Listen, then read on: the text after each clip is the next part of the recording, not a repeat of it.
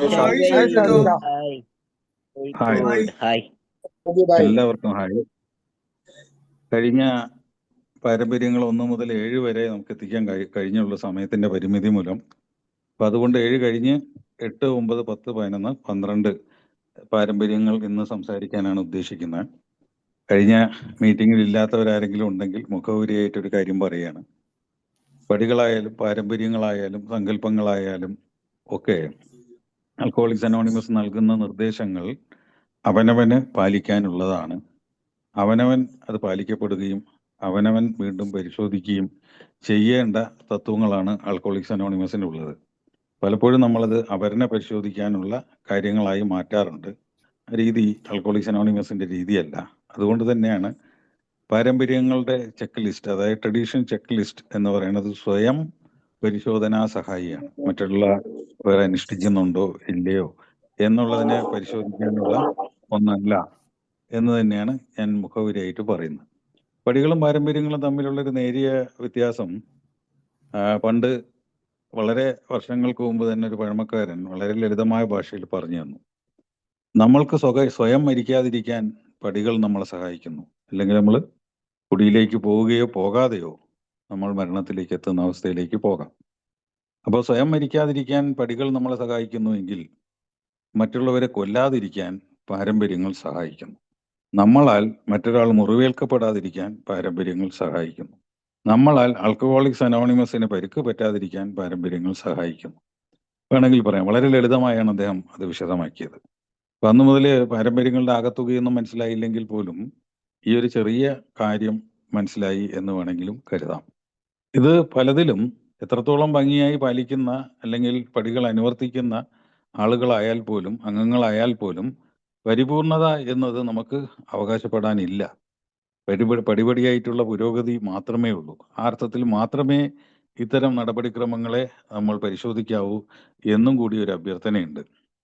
കാരണം ഒരു നോൺ ആൽക്കഹോളിക്കിന് പോലും സാധ്യമല്ലാത്ത തരത്തിലുള്ള കാര്യങ്ങൾ ഒരു ആൽക്കഹോളിക്കിന് സാധ്യമാകും സുബോധകാലത്ത് എന്ന് ചിന്തിക്കുന്നതിലെ ചെറിയ അപാകതകളുണ്ട്. കാരണം എത്ര തന്നെ ചെയ്താലും നമുക്ക് തെറ്റുകളും കുറ്റങ്ങളും ഒക്കെ വരുന്നത് കൊണ്ട് തന്നെയാണ് 4, 5, 6 ഒക്കെ കഴിഞ്ഞിട്ടും 10ാമത്തെ പടിയിൽ തെറ്റുകൾ സംഭവിക്കുമ്പം അത് തിരുത്തുകയും അത് ഉൾക്കൊള്ളുകയും ചെയ്ത് മുന്നോട്ട് പോകേണ്ട ഒരു അവസ്ഥയെക്കുറിച്ചൊക്കെ പറയണത് അതുകൊണ്ട് തന്നെയാണ്. അപ്പൊ അതിലേക്ക് ഞാൻ കടക്കണില്ല, പടികളിലേക്കാണ്.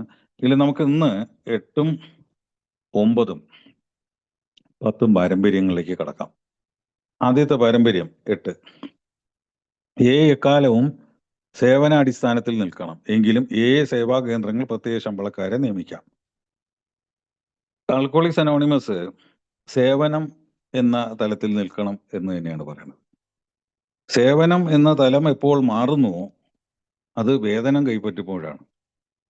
സേവനം എന്ന തലം മാറുന്നത് വേതനം കൈപ്പറ്റുമ്പോൾ അത് ജോലിയോ ഉപജീവന മാർഗമോ മറ്റു പലതും ആയി മാറാൻ സാധ്യതയുണ്ട്.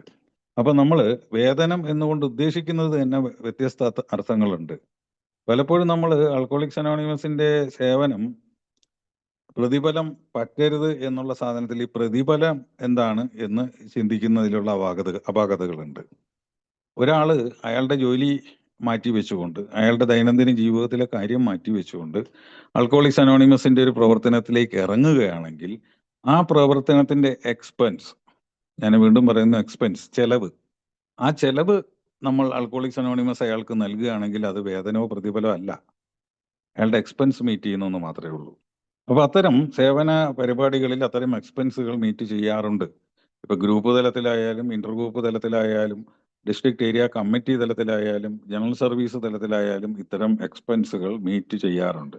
അവർക്ക് ഉത്തരവാദിത്ത ബോധം കൂടുതലായി കൊണ്ടുവരുന്നതിനും അവരുടെ ശരിക്കും പറഞ്ഞ സാമ്പത്തികമായിട്ടുള്ള ഒരു വളർച്ച അല്ലെങ്കിൽ സാമ്പത്തികമായിട്ടൊരു ഉന്നതി ഇല്ലാത്ത ഒരു അംഗത്തിന് സേവനത്തിലേക്ക് കടന്നു വരാൻ ബുദ്ധിമുട്ടാകരുത് എന്നുള്ള കാര്യം കൂടി അവിടെ പരിശോധിക്കാറുണ്ട്. പക്ഷേ വേർതിരിവുകൾ ഇല്ലാത്തത് കൊണ്ട് തന്നെ എല്ലാവർക്കും ആ എക്സ്പെൻസുകൾ കൊടുക്കാറുണ്ട്.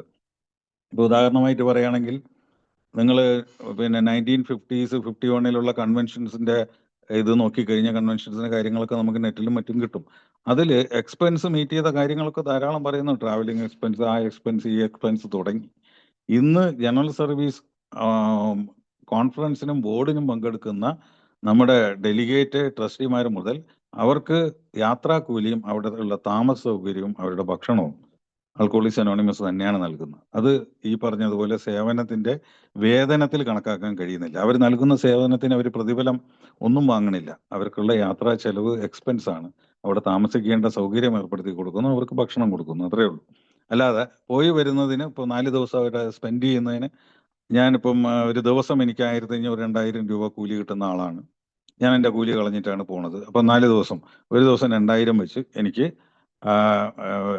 8000 രൂപ വേണം, ഇത് കൂടാതെ വേണം എന്ന് പറയുമ്പോഴാണ് ഇത് പ്രതിഫലം ചോദിക്കുക എന്നുള്ളൊരവസ്ഥയിലേക്ക് പോകുന്നത്. അപ്പോൾ ഇത് തമ്മിലുള്ളൊരു ചെറിയ വ്യത്യാസം ഞാൻ സൂചിപ്പിച്ചു എന്നേ ഉള്ളൂ.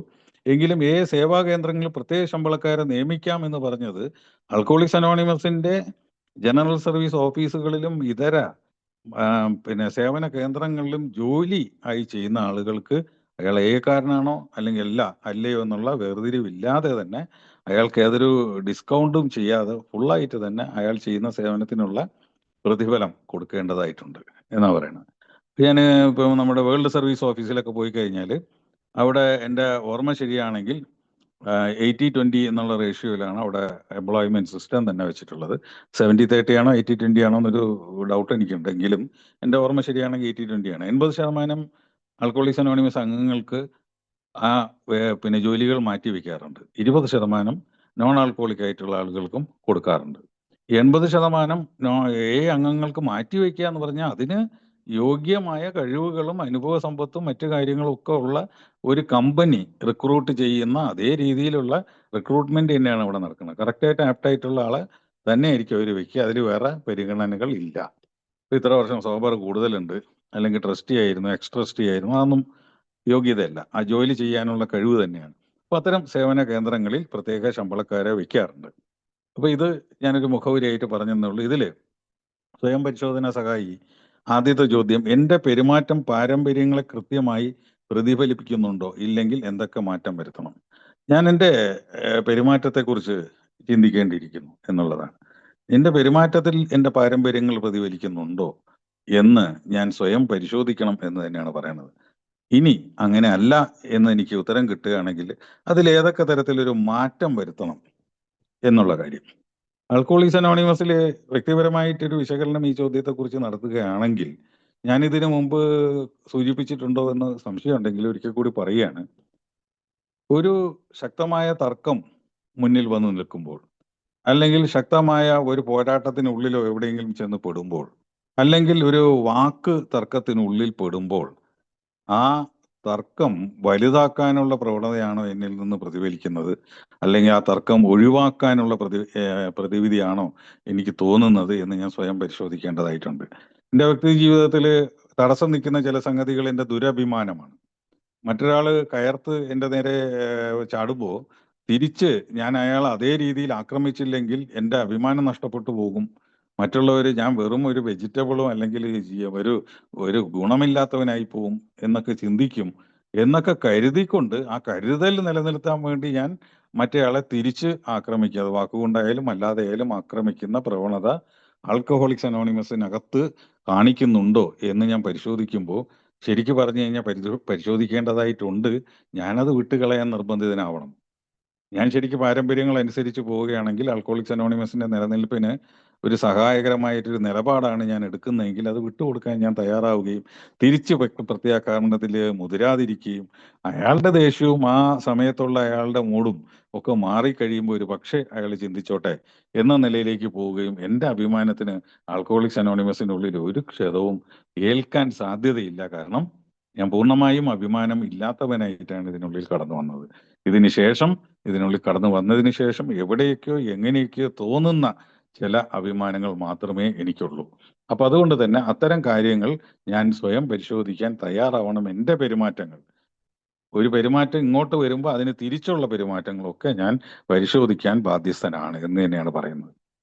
രണ്ടാമത്തെ കാര്യം, ഏതെങ്കിലും ഒരു പാരമ്പര്യത്തെക്കുറിച്ച് ഞാൻ അസ്വസ്ഥമാകുമ്പോൾ അത് മറ്റുള്ളവരെ എങ്ങനെ ബാധിക്കുമെന്ന് ഞാൻ മനസ്സിലാക്കുന്നുണ്ടോ?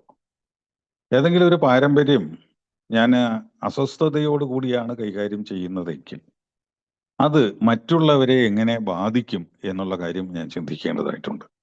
കാരണം എൻ്റെ പിടിവാശികൾ അല്ലെങ്കിൽ ഞാൻ ധരിച്ചു വച്ചിരിക്കുന്ന കാര്യങ്ങൾ വളരെയധികം സത്യമാണ് എന്ന് ഞാൻ പരിപൂർണമായും വിശ്വസിക്കുന്നത് കൊണ്ടും മറ്റു കാര്യങ്ങൾ കൊണ്ടും, ചുരുക്കി പറഞ്ഞാൽ മലയാളത്തിൽ ഒറ്റ വാക്കുള്ളൂ, കടും പിടുത്തങ്ങൾ കൊണ്ട് ഞാൻ ചില പാരമ്പര്യവാദിയായി മാറാറുണ്ട് പലപ്പോഴും. പാരമ്പര്യങ്ങൾ ഞാൻ തുടക്കത്തിൽ തന്നെ പറഞ്ഞ അവനവന് പരിശീലിക്കാനും അവനവനെ ശരിക്കും പറഞ്ഞ അനുഭവത്തിൽ കൊണ്ടുവരാനുമുള്ള കാര്യങ്ങൾ മറ്റുള്ളവർ നടത്തുന്നുണ്ടോ എന്ന് പരിശോധിക്കാനും, അത് കൃത്യമായി ശരിക്കു പറഞ്ഞു കഴിഞ്ഞാൽ ആ പാരമ്പര്യം നടക്കണില്ല അല്ലെങ്കിൽ നടപ്പിൽ വരുന്നില്ല എന്ന് ചിന്തിക്കുമ്പോൾ എൻ്റെ അസ്വസ്ഥത ഞാൻ മറ്റുള്ളവരിലേക്ക് സംക്രമിപ്പിക്കുന്നുണ്ടോ എന്ന് പരിശോധിക്കാനും തയ്യാറാവുക എന്നുള്ളതാണ്. കാരണം ആൽക്കോളിക്സ് അനോണിമസ് പറയുന്നുണ്ട് ഇതിന്റെ പരമാധികാരി അല്ലെങ്കിൽ ഇതിന്റെ ഉത്തരാധികാരി ദൈവമാണ് എന്ന് പറയുമ്പോൾ ഇതിന്റെ മൊത്തം സംരക്ഷണ അവകാശം എനിക്കാണ് എന്ന തോന്നലും, അത് നിലനിർത്താൻ ഞാൻ ബാധ്യസ്ഥനാണ് എന്ന തോന്നലും, ഞാൻ നിലനിർത്തിയില്ലെങ്കിൽ അല്ലെങ്കിൽ ഇടപെട്ടില്ലെങ്കിൽ ഇത് തകർന്നു പോകും എന്നുള്ള തോന്നലും ഒക്കെയാണ് ശരിക്കും പറഞ്ഞു കഴിഞ്ഞാൽ ഞാൻ എന്നുള്ള ആ തോന്നലിൽ നിന്നാണ് ഒരു പക്ഷേ ഇത്തരം സംഭവങ്ങൾ ഉണ്ടാവുന്നത്. ആൽക്കോളിക്സ് അനോണിമസ് വ്യക്തമായിട്ട് പറയുന്നു, ഞാൻ എടുത്തു മാറ്റപ്പെടേണ്ടതാണ്, ഞാൻ എടുത്ത് മാറ്റപ്പെടേണ്ടതാണ്, ഞാനത് പരിശോധിക്കാനുള്ള യന്ത്രങ്ങളും സാമഗ്രികളും കൊണ്ട് നടക്കുന്ന ഒരാളല്ല, ഞാനത് സ്വയം പരിശീലിക്കാൻ മാത്രം വിധിക്കപ്പെട്ടവനാണ് എന്നുള്ള കാര്യം. 3, വ്യക്തിപരമായ പ്രവർത്തനങ്ങൾക്ക് പണമായി അല്ലെങ്കിലും മറ്റേതെങ്കിലും പ്രതിഫലം തേടാൻ ഞാൻ ചിലപ്പോഴെങ്കിലും ശ്രമിച്ചിട്ടുണ്ടോ എന്നുള്ളതാണ്. വ്യക്തിപരമായ പ്രവർത്തനങ്ങൾ പലപ്പോഴും പറയാറുണ്ട്, പ്രവർത്തനങ്ങൾ എവിടെ നിന്ന് തുടങ്ങുന്നു എന്ന് ചോദിച്ചു കഴിഞ്ഞാൽ 12ാം പടിയിൽ നിന്ന് തുടങ്ങുന്നു വേണമെങ്കിൽ പറയാം. ഈ 12ാം പടി പ്രവർത്തനങ്ങൾ നടത്തുമ്പോൾ പോലും ഒരു ചായ പോലും പ്രതിഫലമായി ഒരു വീട്ടിൽ ചെന്ന് കഴിഞ്ഞാൽ വാങ്ങി കുടിക്കാതിരിക്കുക.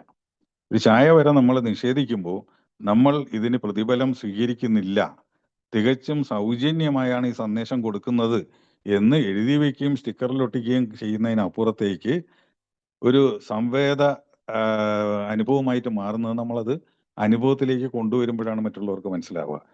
അപ്പോൾ അവരോട് വളരെ സൗമ്യമായി ഞങ്ങൾക്ക് വേണ്ട എന്ന് പറയാനുള്ള ഒരു താല്പര്യം ഉണ്ടാവണം. നമ്മൾ ആൽക്കോളിക്സ് അനോണിമസിലേക്ക് കടന്നു വന്നപ്പോൾ നമ്മുടെ പഴമക്കാർ നമ്മളോട് എങ്ങനെ പെരുമാറിയോ ആ നല്ല പെരുമാറ്റങ്ങൾ തിരിച്ചും ആവർത്തിക്കാൻ നമ്മൾ ബാധ്യസ്ഥരാണ് എന്ന് വേണമെങ്കിൽ പറയാം. ആൽക്കോളിക്സ് അനോണിമസിൽ ഇതിനിടയിൽ വന്നൊരു ചിന്തയും കൂടെ പറയുകയാണ് ഞാൻ. ആൽക്കോളിക്സ് അനോണിമസ് നവാഗതരെ പടികൾ കൊണ്ടാണോ, പ്രാർത്ഥന കൊണ്ടാണോ, പാരമ്പര്യങ്ങൾ കൊണ്ടാണോ സ്വാഗതം ചെയ്യുന്നതെന്നുള്ള ചർച്ചകൾക്ക് വേൾഡ് കമ്മിറ്റികൾ വീണ്ടും വീണ്ടും പുനർനിർണയിച്ചിട്ടുണ്ട്. We are welcoming the newcomer by traditions എന്ന് പറയുന്നുണ്ട്. നമ്മൾ പാരമ്പര്യങ്ങൾ കൊണ്ട് തന്നെയാണ് ഒരു പുതുമക്കാരനെ വരവേൽക്കുന്നത്. അപ്പോൾ അത് ചിന്തിക്കേണ്ട ഒരു കാര്യം തന്നെയാണ്. പെട്ടെന്ന് അയാൾ കടന്നു വരുമ്പം അയാൾ ചോദിക്കുന്ന ചോദ്യങ്ങളിൽ പലതും ഇതിനകത്ത് ഡ്യൂസോ ഫീസോ വല്ലതും ഉണ്ടോ? ഇല്ല, ഇത് തികച്ചും സൗജന്യമാണ്, മദ്യപാനം നിർത്താനുള്ള ആഗ്രഹം മാത്രമാണ് ഇതിനകത്ത് ചേരാനുള്ള യോഗ്യത, മറ്റു കാര്യങ്ങൾ എന്തെങ്കിലും ഉണ്ടോ? ഇല്ല. പിന്നെ ഇതിനകത്ത് എൻ്റെ കഥയും എൻ്റെ ജീവിത രഹസ്യങ്ങളും സംരക്ഷിക്കപ്പെടുമോ? ഞാൻ ഇതിനുള്ളിൽ വരുന്നു എന്നുള്ള കാര്യം പുറത്തെറിഞ്ഞ് മോശമാവോ? അനോണിമിറ്റി തുടങ്ങിയിട്ടുള്ള 3-4 പാരമ്പര്യങ്ങൾ എങ്കിലും മിനിമം ഒരു പുതിയതായി വരുന്ന ഒരു ന്യൂകമർ ഒരാഴ്ചയ്ക്കുള്ളിൽ സംശയത്തിനായി നമ്മളോട് ചോദിക്കുകയാണെങ്കിൽ നമ്മൾ മറുപടി പറയേണ്ട ഒരവസ്ഥ വരാറുണ്ട്. അപ്പം നമ്മൾ പാരമ്പര്യങ്ങൾ കൊണ്ട് തന്നെയാണ് സ്വീകരിക്കുന്നതെന്ന് ചുരുക്കി പറയാം. അപ്പൊ അതുകൊണ്ട് വ്യക്തിപരമായ പ്രവർത്തനങ്ങൾക്ക് പണമായി അല്ലെങ്കിൽ പോലും പൊരുളായാലും മറ്റു സഹായങ്ങളായാലും നമ്മൾ സ്വീകരിക്കാതിരിക്കുക എന്നത് ആൽക്കോളിക്സ് അനോണിമസിന്റെ ഒരു പാരമ്പര്യം തന്നെയാണ്. 4, കൂട്ടായ്മയിൽ മദ്യാസക്തി മോചന പദ്ധതി, വൈദ്യശാസ്ത്രം, മനഃശാസ്ത്രം, ആത്മീയത, ദൈവമേ രക്ഷിക്കണേ എന്ന പരിതപിക്കൽ, മറ്റുള്ളവരെ വിലയിരുത്തുന്നതിൽ എളിമ എന്നിവ വിദഗ്ധനാണെന്ന് ഞാൻ ശ്രമിച്ചിട്ടുണ്ടോ? നല്ലൊരു ചോദ്യമാണ്. 4ാമത്തെ ഈ പാരമ്പര്യത്തിനുള്ള 4ാമത്തെ ചോദ്യമാണ്, സ്വയം പരിശോധിക്കാനുള്ള ചോദ്യമാണ്. ഞാൻ എല്ലാത്തിലും ഒരു എക്സ്പെർട്ടാണ് എന്ന ചിന്തയിലാണോ കാര്യങ്ങൾ നീക്കുന്നത്, അതോ എൻ്റെ വ്യക്തിപരമായിട്ടുള്ള കാഴ്ചപ്പാടുകളാണ് എന്ന് പറയാൻ ഞാൻ ശ്രമിക്കാറുണ്ടോ? ആൽക്കോളിക്സ് അനോണിമസിനെ മൊത്തമായി പ്രതിനിധീകരിച്ച് അല്ല ഞാൻ സംസാരിക്കുന്നത് എന്ന് സൂചിപ്പിക്കാൻ ഞാൻ ആഗ്രഹിക്കാറുണ്ടോ എന്ന് പരിശോധിക്കുക. ഞാൻ ഇന്നും ഈ സ്വയം പരിശോധന സഹായി ഞാൻ പറയുന്നത് എൻ്റെ മനസ്സിലാക്കലുകൾ കൂടി മാക്സിമം ആ ഒരു സബ്ജക്റ്റിനോട് നീതി പുലർത്തിക്കൊണ്ട് സംസാരിക്കുന്നതേ ഉള്ളൂ. ആൽക്കോളിക്സ് അനോണിമസ് ഉദ്ദേശിച്ചതോ ആൽക്കോളിക്സ് അനോണിമസിനോട് 100% നീതി പുലർത്തിക്കൊണ്ടുള്ളതോ ആവണം എന്ന് നിർബന്ധം ഇല്ല എന്ന് തന്നെയാണ്. അതിനെ പ്രതിനിധീകരിച്ച് സംസാരിക്കാൻ ഞാനൊരു വക്താവുമല്ല, അപ്പൊ ഞാൻ ഇതിലൊരു എക്സ്പെർട്ടുമല്ല. ആ കാര്യം ചിന്തിക്കേണ്ടിയിരിക്കുന്നു. കാര്യങ്ങൾ മനസ്സിലാക്കി, വായിച്ച് മനസ്സിലാക്കി അനുഭവങ്ങളിലൂടെ കടന്നു പോകുമ്പോഴുള്ള ചെറിയ പരിചയവും വെച്ചുകൊണ്ട് ഇതിന്റെ മുന്നിൽ അവതരിപ്പിക്കാൻ വേണ്ടിയിട്ടുള്ള ഒരു അവസരം എന്ന് മാത്രമേ ഞാനും കരുതുന്നുള്ളൂ. അതുകൊണ്ട് തന്നെ ഞാൻ മനഃശാസ്ത്രപരമായി വിദഗ്ധനാണ്. ഞാൻ ആൽക്കഹോളിക്സ് അനോണിമസ് അംഗങ്ങളെ ഞാൻ കൗൺസിലിംഗ് ചെയ്യും. വൈദ്യശാസ്ത്രപരമായിട്ടുള്ള കാര്യങ്ങൾ എനിക്കറിയാം. അത് ഞാൻ നോക്കും. ആത്മീയതയിലേക്ക് നിങ്ങൾ എപ്പോ പ്രവേശിക്കണം, എപ്പോ ഇറങ്ങണം, അല്ലെങ്കിൽ എപ്പോ മുഴുകണം എന്നുള്ള കാര്യങ്ങൾ ഞാൻ നിങ്ങളെ അഡ്വൈസ് ചെയ്യാം. ദൈവമേ രക്ഷിക്കണേ എന്നുള്ള ആ പരിതപിക്കലിന്റെ മന്ത്രം ഞാൻ നിങ്ങൾക്ക് പരിചയപ്പെടുത്തി തരാം. മറ്റുള്ളവരെ വിലയിരുത്തുന്നതിൽ ഞാൻ വിദഗ്ധനാണ് എന്ന തോന്നല്, എളിമ എന്നിവയിൽ വിദഗ്ധനാണെന്ന്. കാരണം എളിമ കൊണ്ട് വലഞ്ഞു പോയവരുണ്ട്. കാരണം എളിമ എന്ന് പറയുന്നത് ജീവിക്കാനുള്ളതാണ്, മറ്റുള്ളവരെ കാണിക്കാനുള്ളതല്ല. ആൽക്കഹോളിക്സ് അനോണിമസിന്റെ എളിമ അവനവനെ കണ്ടെത്തുമ്പോൾ മാത്രമാണ് സംഭവിക്കുന്ന ഒരു സംഗതിയാണ്. അല്ലാതെ അത് പുറമോടികളിൽ കാണിച്ചുകൊണ്ട് മറ്റുള്ളവരെ ധരിപ്പിക്കേണ്ട ഒരു വസ്തുത അല്ല എന്ന് തന്നെ പറയാം. മറ്റുള്ളവരെ വിലയിരുത്തുക, അതും ഒരു എക്സ്പെർട്ടൈസിന്റെ ഭാഗമാണ്. ഞാനിതിലൊരു വലിയ വിദഗ്ധനാണ് എന്ന് സ്വയം ഭാവിച്ചുകൊണ്ട് മറ്റാൾക്കാരെ ഇയാൾ മോശമാണ്, അയാൾ നല്ലതാണ്, മറ്റയാളുടെ ഇത് നല്ലതാണ്, മറ്റയാളുടെ അത് മോശമാണ് എന്ന് പറഞ്ഞുകൊണ്ട് ഓരോരുത്തരെയും ഞാൻ വകതിരിച്ചു മാറ്റി വിലയിരുത്തി കൃത്യമായിട്ടൊരു അഭിപ്രായം സ്വരൂപിക്കുന്നതിൽ ഒരു വിദഗ്ധനാണ് എന്ന തോന്നലുകൾ ഉണ്ടായിട്ടുണ്ടോ എന്ന് ചോദിച്ചു കഴിഞ്ഞാൽ തുടക്കത്തിൽ ഉണ്ടായിട്ടുണ്ട്. ആൽക്കഹോളിക്സ് അനോണിമസിന്റെ തുടക്ക കാലങ്ങളിൽ പേഴ്സണലായിട്ട് പറയുകയാണെങ്കിൽ ഇത്തരം പ്രവൃത്തികൾ ഉണ്ടായിട്ടുണ്ട്. പക്ഷേ കാലക്രമേണ ആൽക്കഹോളിക്സ് അനോണിമസിന്റെ ഉള്ളിലേക്ക് കടന്നിറങ്ങി തത്വങ്ങൾ മനസ്സിലാക്കിയിട്ടുള്ള ഒരു ജീവിതം എന്നാരംഭിച്ചോ അന്ന് മുതൽ ഇത് കുറേശ്ശെ അപ്രത്യക്ഷമായി തുടങ്ങി. ഞാനൊരു വിദഗ്ധനല്ല. കൃത്യമായി നിർവചിച്ചിട്ടുള്ള കാര്യങ്ങൾ പോലും എനിക്കൊരു 70-75% മനസ്സിലാക്കാൻ വർഷങ്ങൾ വേണ്ടി വരുന്നു എന്നുള്ളതാണ്. അപ്പൊ ഞാനൊരു വിദഗ്ധനല്ല. ഞാനൊരു ഇന്ന് ഞാൻ കൃത്യമായിട്ട് പറയാറുണ്ട്. ഒരാളൊരു ചെറിയ അസുഖം, ഞാൻ സ്പോൺസർ ആണെന്നൊക്കെ പറയുന്ന ആളാരെങ്കിലും വിളിച്ച് ഇന്നൊരാൾ വിളിച്ചിരുന്നു. അയാൾ പറഞ്ഞു അയാളുടെ അലർജി, ഈ ചൊറിച്ചിൽ മാറണില്ല, ഇങ്ങനെ 4 ദിവസമായി ദേഹം മുഴുവൻ ചൊറിഞ്ഞ് അടിക്കുന്നുണ്ട്, മരുന്ന് കഴിക്കുന്നുണ്ട്. അയാൾക്ക് ഞാൻ 2-3 അലർജി ക്ലിനിക്കുകളെയും 2-3 അലർജിയായിട്ട് ബന്ധപ്പെട്ട ഡോക്ടേഴ്സിന്റെ നമ്പറും സ്ഥലമൊക്കെ അയച്ചു കൊടുത്തിട്ട് നിങ്ങൾ അവിടെ പോയി അയാളെ കാണിച്ച് ചെയ്യൂ, എനിക്കിതേ തരാനുള്ളൂ എന്ന് പറഞ്ഞു. ഞാൻ അലർജി വിദഗ്ധനല്ല, ഞാൻ വൈദ്യശാസ്ത്രപരമായിട്ടുള്ള കാര്യങ്ങളുടെ ഒരു ഡോക്ടറല്ല, ഒന്നുമല്ല. അതുപോലെ തന്നെ ഞാനൊരു ആത്മീയ വിദഗ്ധനുമല്ല, ഞാൻ ഒരു മനഃശാസ്ത്ര വിദഗ്ധനുമല്ല, മറ്റുള്ളവരെ വിലയിരുത്തുന്നതിൽ വിദഗ്ധനല്ല, ഞാൻ എളിമ എന്താണെന്ന് മറ്റുള്ളവരെ പഠിപ്പിക്കുന്നതിലും വിദഗ്ധനല്ല. അപ്പൊ അതുകൊണ്ട് അത് ചമയാൻ ശ്രമിച്ചിട്ടുണ്ടോ എന്ന ചോദ്യത്തിന് ആദ്യകാലങ്ങളിൽ ഉണ്ടായിട്ടുണ്ട്. ഇപ്പം പരമാവധി ഇത്തരം കാര്യങ്ങളിൽ നിന്ന് മാറി നിൽക്കാൻ സാധിക്കുന്നുണ്ട്. 5, എയിലെ ജീവനക്കാർ എന്താണ് ചെയ്യുന്നതെന്ന് മനസ്സിലാക്കാൻ ഞാൻ ശ്രമിച്ചിട്ടുണ്ടോ? മദ്യാസക്തിയുമായി ബന്ധപ്പെട്ട മറ്റ് ഏജൻസികളുടെ തൊഴിലാളികൾ എന്ത് ചെയ്യുന്നു? ഇവ തമ്മിലുള്ള വ്യത്യാസം മനസ്സിലാക്കാൻ എനിക്ക് കഴിയുന്നുണ്ടോ എന്നാണ്. ആൽക്കഹോളിക്സ് അനോണിമസിലെ ജീവനക്കാർ എന്ന് പറയുമ്പോൾ ഞാൻ നേരത്തെ പറഞ്ഞു, ഏത് ജീവനക്കാര് ആൽക്കഹോളിക്സ് അനോണിമസ് മെമ്പേഴ്സ് ആയാലും അവര് പെയ്ഡ് സർവീസിലുള്ളവരാണ്. നമ്മൾ ഉദ്ദേശിക്കുന്നത് അപ്പുറം വലിയൊരു പ്രൈവറ്റ് ലിമിറ്റഡ് കമ്പനിയോ ഇൻകോർപ്പറേറ്റഡ് കമ്പനിയോ ഒക്കെ ചെയ്യുന്ന ജോലികൾ ആൽക്കഹോളിക്സ് അനോണിമസിന് ചെയ്യേണ്ടതായിട്ടുണ്ട്. ഉദാഹരണമായിട്ട് നിങ്ങൾ ഏറ്റവും അടുത്ത നമ്മളെ ഇന്ത്യയിലെ മുംബൈയിലുള്ള ജനറൽ സർവീസ് ഓഫീസിലേക്ക് പോവുകയാണെങ്കിൽ അവിടെ കൂറ്റൻ അലമാരകളിൽ വിവിധ ഭാഷകളിൽ ട്രാൻസ്ലേറ്റ് ചെയ്ത് പ്രിന്റ് ചെയ്ത് വെച്ചിട്ടുള്ള നമ്മളെ ലിറ്ററേച്ചർ സ്റ്റോക്ക് ഉണ്ട്. അത് പണമാണ്. നമ്മുടെ ആൽക്കഹോളിക്സ് അനോണിമസിന്റെ മറ്റു കാര്യങ്ങൾ, പ്രിന്റിംഗ് സ്റ്റേഷനറി കാര്യങ്ങൾ ഒഴിച്ചുകൊണ്ട് ഇല്ലാത്ത സ്ഥലങ്ങളിൽ യുടെ സന്ദേശം എത്തിക്കാനുള്ള പ്രവർത്തനങ്ങളിൽ ഏർപ്പെടുന്ന പരിപാടികളുടെ സെക്ഷൻസ് അവിടെയുണ്ട്.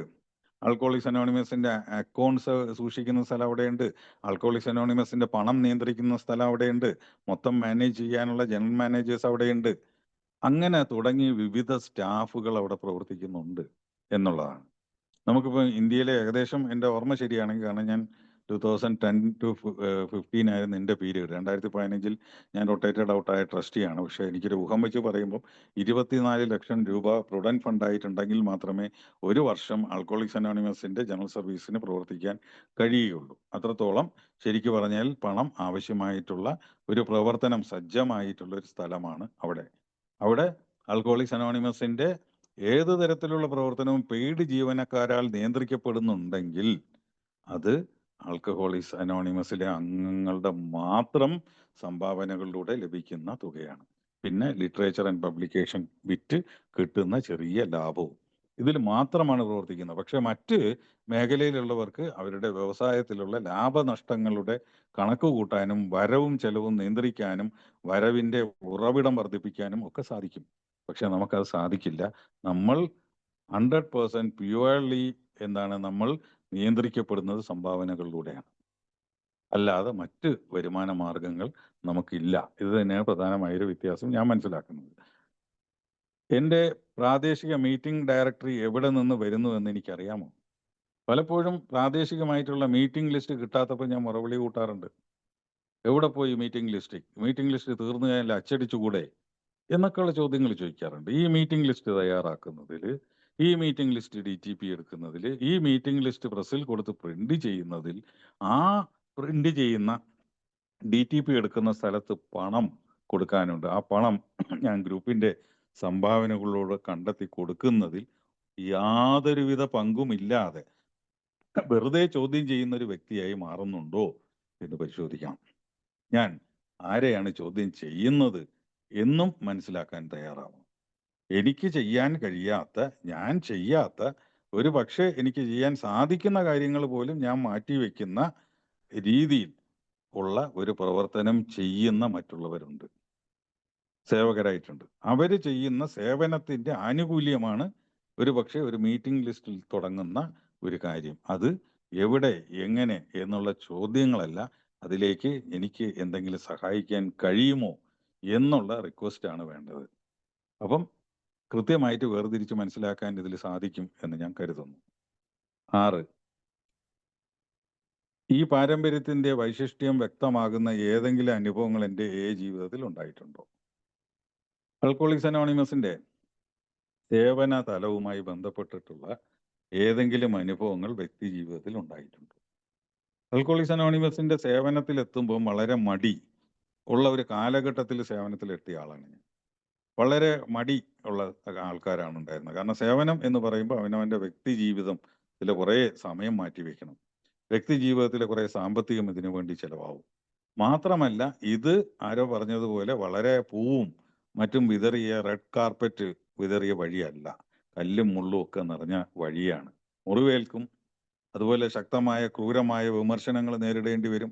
മാനസികാവസ്ഥ ഈ സുബോധാവസ്ഥയിൽ സംരക്ഷിക്കേണ്ട ഇത് ബുദ്ധിമുട്ടായിട്ട് വരും. തകരാറുണ്ടാവും മാനസികാവസ്ഥയ്ക്ക്.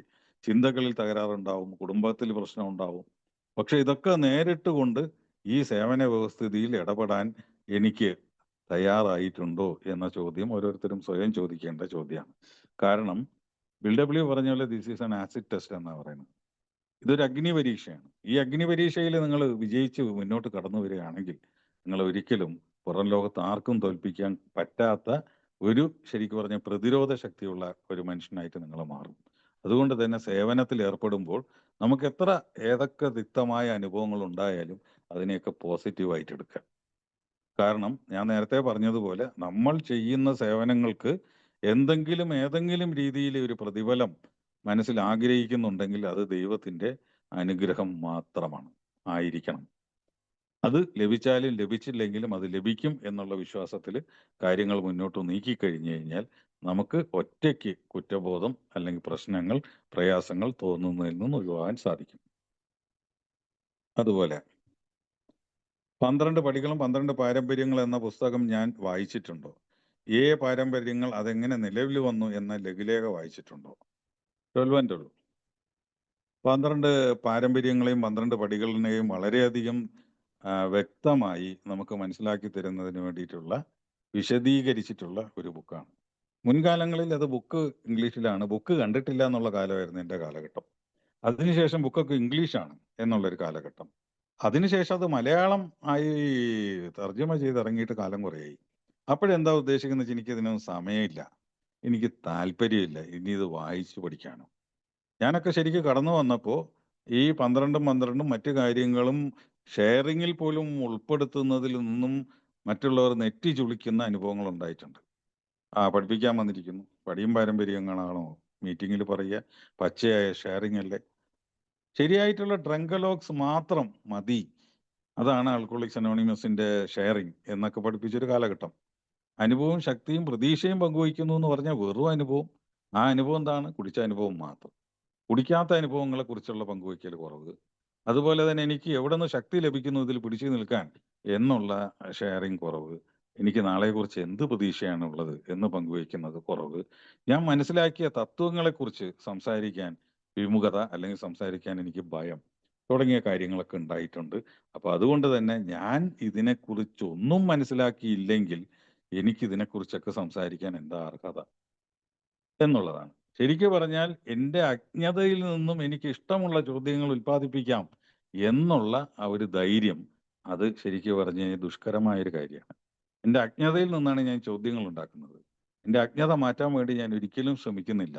എന്റെ ചോദ്യങ്ങളിലാണ് ഞാൻ വിശ്വാസം അർപ്പിക്കുന്നത്. എനിക്ക് ലഭിക്കുന്ന ഉത്തരങ്ങൾ സ്വീകരിക്കുകയോ മനസ്സിലാക്കുകയോ ചെയ്യുന്നില്ല, ഞാൻ തള്ളിക്കളയും. കാരണം എനിക്ക് ചോദ്യങ്ങൾ ചോദിച്ചുകൊണ്ടേയിരിക്കണം. പണ്ടൊരാൾ പറഞ്ഞു എനിക്ക് മരണം വരെ ചോദ്യം ചോദിക്കണം എന്ന് പറഞ്ഞു. എനിക്ക് ഉത്തരങ്ങൾ പ്രശ്നമേ അല്ല എന്ന് പറഞ്ഞതുപോലെ ചോദ്യങ്ങൾ അവനവനോട് ചോദിക്കുക എന്നുള്ളൊരു രീതിയാണ് ആൽക്കഹോളിക്സ് അനോണിമസ് പഠിപ്പിച്ചത്. ഉത്തരങ്ങൾ അവനവൻ കണ്ടെത്തുക. അവനവനോട് ചോദിക്കുകയും അവനവനോട് ഉത്തരം കണ്ടെത്താനുമുള്ള ഈ പരിപാടിയിൽ ഏറ്റവും കൂടുതൽ സഹായകരമായി നിൽക്കുന്ന കാര്യങ്ങളാണ് ലിറ്ററേച്ചറുകൾ, നമ്മുടെ സാഹിത്യങ്ങൾ. അത് വായിക്കുമ്പോൾ കൃത്യമായിട്ട് അതിന്റെ ഉത്തരം നമുക്ക് ലഭിക്കും എന്നാണ് അനുഭവം. 9.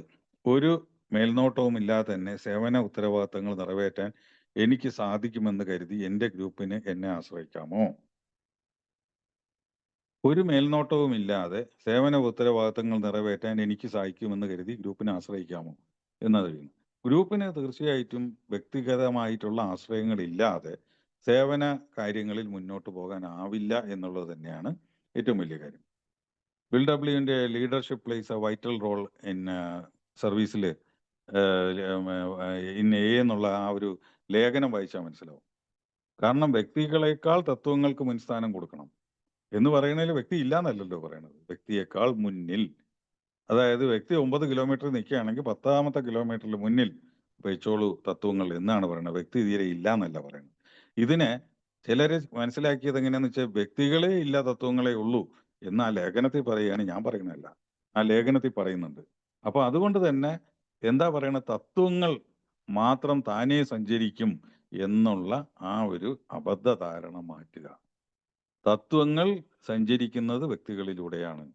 ആ വ്യക്തികൾ ആരാണ് എന്ന് പരിശോധിക്കുകയാണെങ്കിൽ കുറച്ചു കാലം മദ്യത്തിൽ നിന്ന് മാറി നിന്ന് അവിടെ ഇവിടെയൊക്കെ മിന്നി മറയുന്ന സുബോധാവസ്ഥകളിലൂടെ പരിപൂർണതയില്ലാതെ ജീവിക്കുന്ന എന്നെ പോലുള്ള എൻ്റെ കൂടെയുള്ള മദ്യാസക്തനാണ് എന്നുള്ളത് ചിന്തിച്ചിട്ട് വേണം എന്തേ ആ ഉത്തരവാദിത്തങ്ങൾ നിറവേറ്റാൻ അയാൾക്ക് സാധിക്കുമോ, സാധിക്കണില്ലെങ്കിൽ ഞാൻ എന്താ ചെയ്യുക, എനിക്ക് എങ്ങനെ അയാളെ വിമർശിക്കാൻ കഴിയും എന്നുള്ള കാര്യങ്ങൾ ചിന്തിക്കേണ്ടത്. അപ്പൊ അതുകൊണ്ട് തന്നെ നമ്മൾ ആരും പരിപൂർണരല്ല. നമ്മൾ എല്ലാവരും പടിപടിയായി പുരോഗതിയിലേക്ക് സഞ്ചരിക്കുന്നവരാണ്. അതുകൊണ്ട് തെറ്റുകളും കുറ്റങ്ങളും ഉണ്ടാവും. അത് ശരിക്കു പറഞ്ഞ സഹായകരമായി അയാൾക്കുള്ള നിലപാടുകൾ എടുക്കുമ്പോഴാണ് അത് മാറ്റി അയാൾക്ക് മുന്നോട്ട്, അല്ലെങ്കിൽ അത് മാറി അയാൾക്ക് മുന്നോട്ട് വരാൻ സാധിക്കുന്നത്. ഇത് പാരമ്പര്യം 8-ലുള്ളതാണ്. നമുക്കിനി 9ാം പാരമ്പര്യത്തിലേക്ക് കടക്കാം. ഒരിക്കലും സംഘടിത പ്രസ്ഥാനമാകതെങ്കിലും ആർക്കു വേണ്ടി സേവനം ചെയ്യുന്നോ അവരോട് നേരിട്ട് ഉത്തരവാദിത്വമുള്ള സേവന ബോർഡോ കമ്മിറ്റികളോ ഉണ്ടാക്കാവുന്നത്. പാരമ്പര്യം 9ആണ്. ആൽക്കഹോളിക്സ് അനോണിമസ് ഒരിക്കലും ഒരു ഓർഗനൈസേഷൻ അല്ല, സംഘടിത ശക്തിയല്ല, സംഘടിത പ്രസ്ഥാനവുമല്ല. ആൽക്കഹോളിക്സ് അനോണിമസ് ഫെലോഷിപ്പാണ്, ഒരു കൂട്ടായ്മയാണ്. ഒരു കൂട്ടായ്മയ്ക്ക് വേണ്ട നിയമങ്ങളും കൂട്ടായ്മയ്ക്ക് വേണ്ട ചട്ടക്കൂടുകളും മാത്രമേ ആൽക്കഹോളിക്സ് അനോണിമസിനുള്ളൂ. നമ്മൾ ചിന്തിക്കുന്ന ഒരു ഓർഗനൈസേഷണൽ ആയിട്ടുള്ള ചട്ടക്കൂടുതലോ നിയമാവലികളോ ആൽക്കഹോളിക്സ് അനോണിമസിന് ഇല്ല. ആൽക്കഹോളിക്സ് അനോണിമസിന് ശരിക്കും പറഞ്ഞാൽ ലോ ആൻഡ് ഓർഡർ കൈകാര്യം ചെയ്യാനുള്ള നിയമപരമായിട്ടുള്ള അനുമതിയോ നിയമപരമായുള്ള അവകാശമോ ഇല്ല. ആൽക്കഹോളിക്സ് അനോണിമസ് ഒരു കൂട്ടായ്മയാണ്, ഒരു തുറന്ന പ്ലാറ്റ്ഫോമാണ്. അതിൽ മദ്യാസക്തരെന്ന് സ്വയം വിശ്വസിക്കുന്ന ആളുകൾ ഇതിനുള്ളിൽ നിന്ന് വന്ന് ഈ തത്വങ്ങളോട് നീതി പുലർത്തിക്കൊണ്ട് അവരുടെ മദ്യമില്ലാത്ത സുബോധാവസ്ഥയിലേക്ക് പോകാൻ ശ്രമിക്കുന്ന ഒരിടം. അവിടെ ശരിക്കും പറഞ്ഞാൽ കുറച്ചൊക്കെ നിർദ്ദേശങ്ങൾ എന്ന രൂപത്തിലുള്ള ചില നിയന്ത്രണങ്ങൾ പറയുന്നതേ ഉള്ളൂ. അവനവന് സ്വയം പാലിക്കാനുള്ള ചില നിയന്ത്രണങ്ങൾ പറയുന്നതേ ഉള്ളൂ. അതിനപ്പുറത്തേക്ക് പോകുമ്പോഴാണ് ഇത് സംഘടിത പ്രസ്ഥാനമായിട്ട് മാറുന്നത്. സംഘടിത പ്രസ്ഥാനമാകുമ്പോൾ ഇതിന് ഗ്രൂപ്പുകൾ ഉണ്ടാവുന്നു, ഗ്രൂപ്പ് കളികൾ ഉണ്ടാവുന്നു. ഇതിന്റെ സേവന കേന്ദ്രങ്ങളിലേക്കുള്ള ഇലക്ഷനുകളൊക്കെ ഗ്രൂപ്പിസത്തിന്റെ ഭാഗമാകുന്നു. വ്യക്തിഹത്യകൾ സംഭവിക്കുന്നു, വാദപ്രതിവാദങ്ങൾ നടക്കുന്നു, പുറം ലോകം ആൽക്കഹോളിക്സ് അനോണിമസിനെ മോശപ്പെട്ട അവസ്ഥയിൽ കാണാനിട വരുന്നു തുടങ്ങിയിട്ടുള്ള ഏറ്റവും നാശോത്മകമായിട്ടുള്ള പ്രവർത്തനങ്ങൾ നടക്കും എന്ന കാര്യത്തിൽ യാതൊരു സംശയമില്ല. ആൽക്കഹോളിക്സ് അനോണിമസ് ഒരിക്കലും ഒരു സംഘടിത പ്രസ്ഥാനമല്ല, ഒരു സ്വതന്ത്ര ഒരു പ്രസ്ഥാനമാണ്. അപ്പൊ അത് സ്വതന്ത്രമായി തന്നെ സഞ്ചരിക്കണം. അത് കൂടാനും കൂടാതിരിക്കാനുമുള്ള സ്വാതന്ത്ര്യങ്ങൾ കൂടുന്നവർക്കുണ്ട്. രണ്ടാമത്തെ വരി കൊടുക്കുന്നുണ്ട്, കമ്മിറ്റികളോ ബോർഡോ ഉണ്ടാക്കാവുന്നതാണ്, എങ്കിലും ആർക്ക് വേണ്ടി സേവനം ചെയ്യുന്ന അവരോട് നേരിട്ട് ഉത്തരവാദിത്തമുള്ള എന്നൊരു വാക്ക് അതിലുണ്ട്. ആരാൽ തിരഞ്ഞെടുക്കപ്പെട്ടോ അവരോട് ഉത്തരവാദിത്തമുള്ള.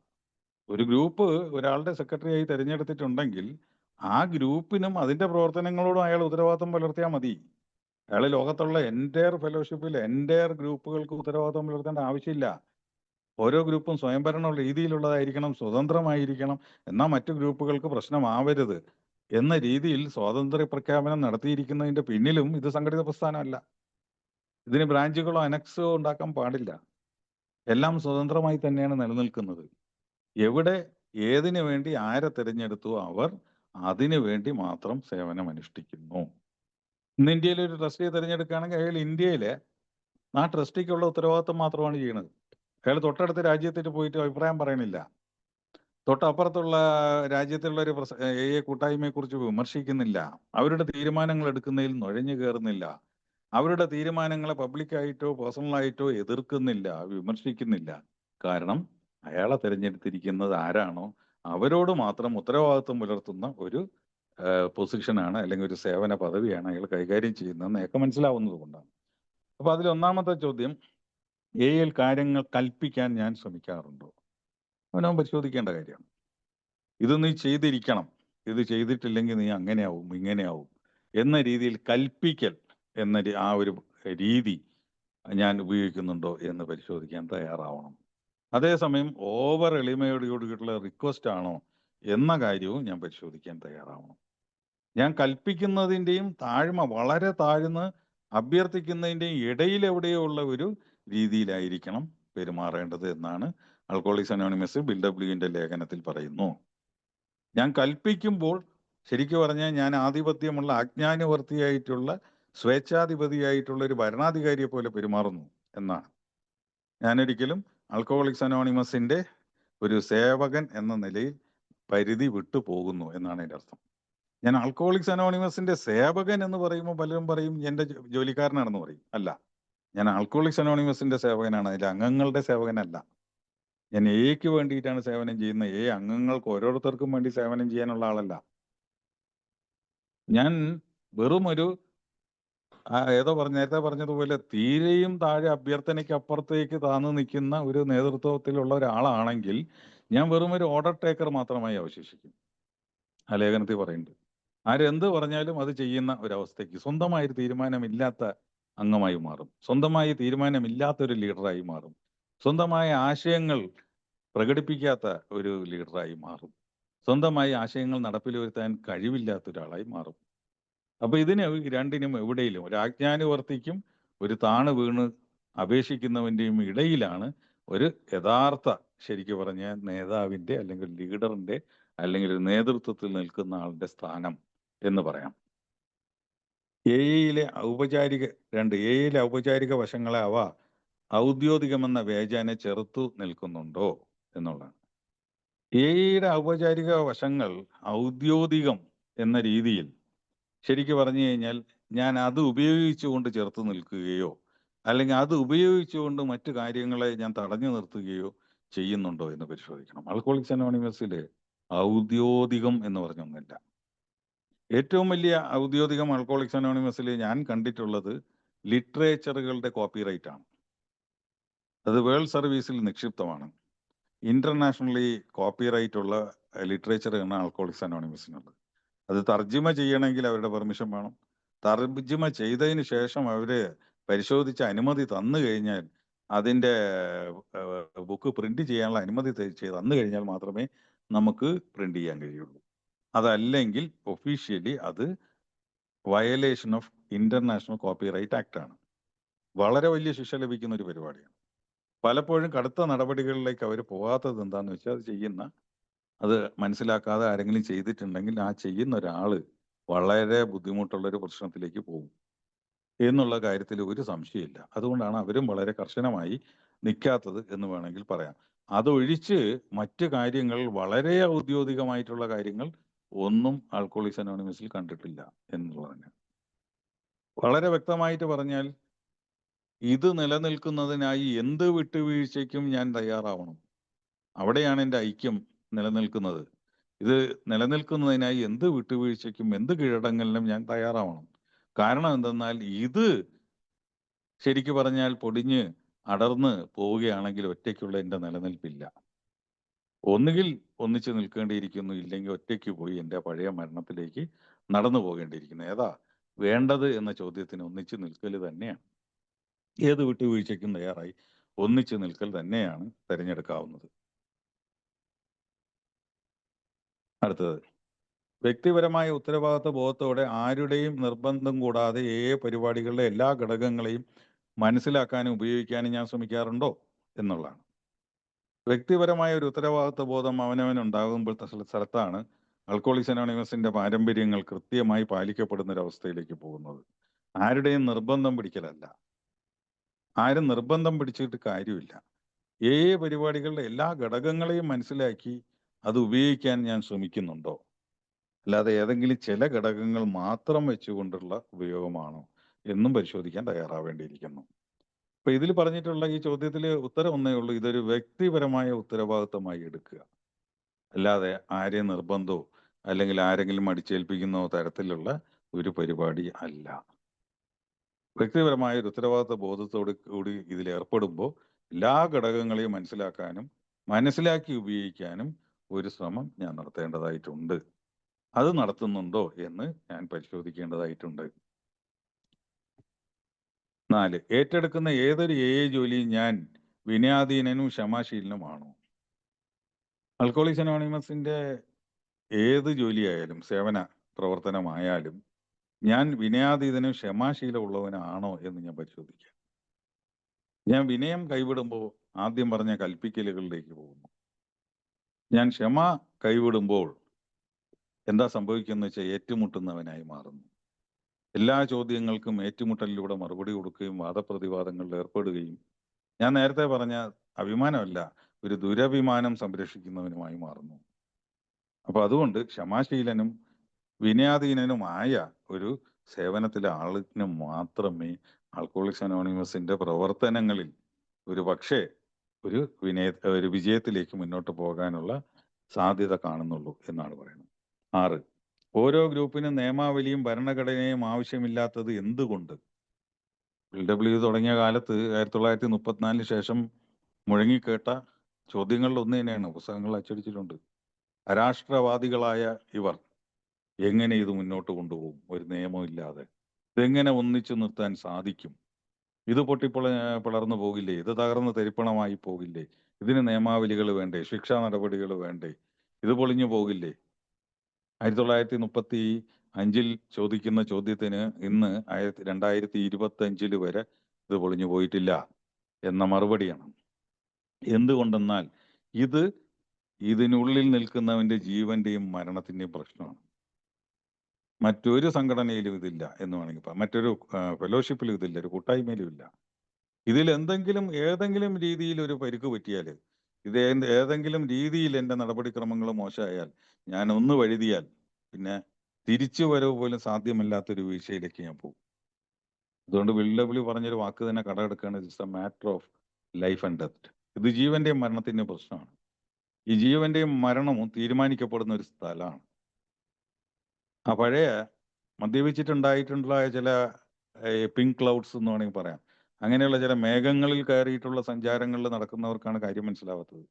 വ്യക്തമായി യാഥാർത്ഥ്യ ബോധത്തോടു കൂടി മനസ്സിലാവും ഞാൻ കളിക്കുന്ന ഈ കളി എൻ്റെ ജീവിതവും എൻ്റെ മരണമാണ്. അതിൽ ജീവിതത്തിന്റെ കളിയാണ് ഞാൻ കളിക്കുന്നതെങ്കിൽ ഞാൻ വിജയിക്കും, ഞാൻ മുന്നോട്ട് പോകും. മറ്റേതാണെങ്കിൽ ഞാൻ മരണത്തിൽ ചെന്ന് അവസാനിക്കാൻ സാധിക്കും. അതുകൊണ്ട് ഇതിൽ നിയമാവലികളും ഭരണഘടനയും ഒന്നും അടിച്ചേൽപ്പിക്കേണ്ട കാര്യമില്ല. ഇതിൽ വിധി നിർണ്ണയിക്കുന്ന നിങ്ങളും നിങ്ങളുടെ ദൈവവും കൂടി ചേർന്നിട്ടുള്ള ഒരു ഏർപ്പാടാണ്. അതിൽ കൃത്യമായിട്ടുള്ള വിധി അവിടെ ഉണ്ടാവും. അതിനപ്പുറത്തേക്ക് ഒരു വിധി നിർണ്ണയിക്കാൻ ഒരു മനുഷ്യനും, ഒരു ആൽക്കഹോളിക്സ് അനോണിമസിലെ അംഗത്തിനും മറ്റൊരാളുടെ വിധി നിശ്ചയിക്കാൻ കഴിയില്ല.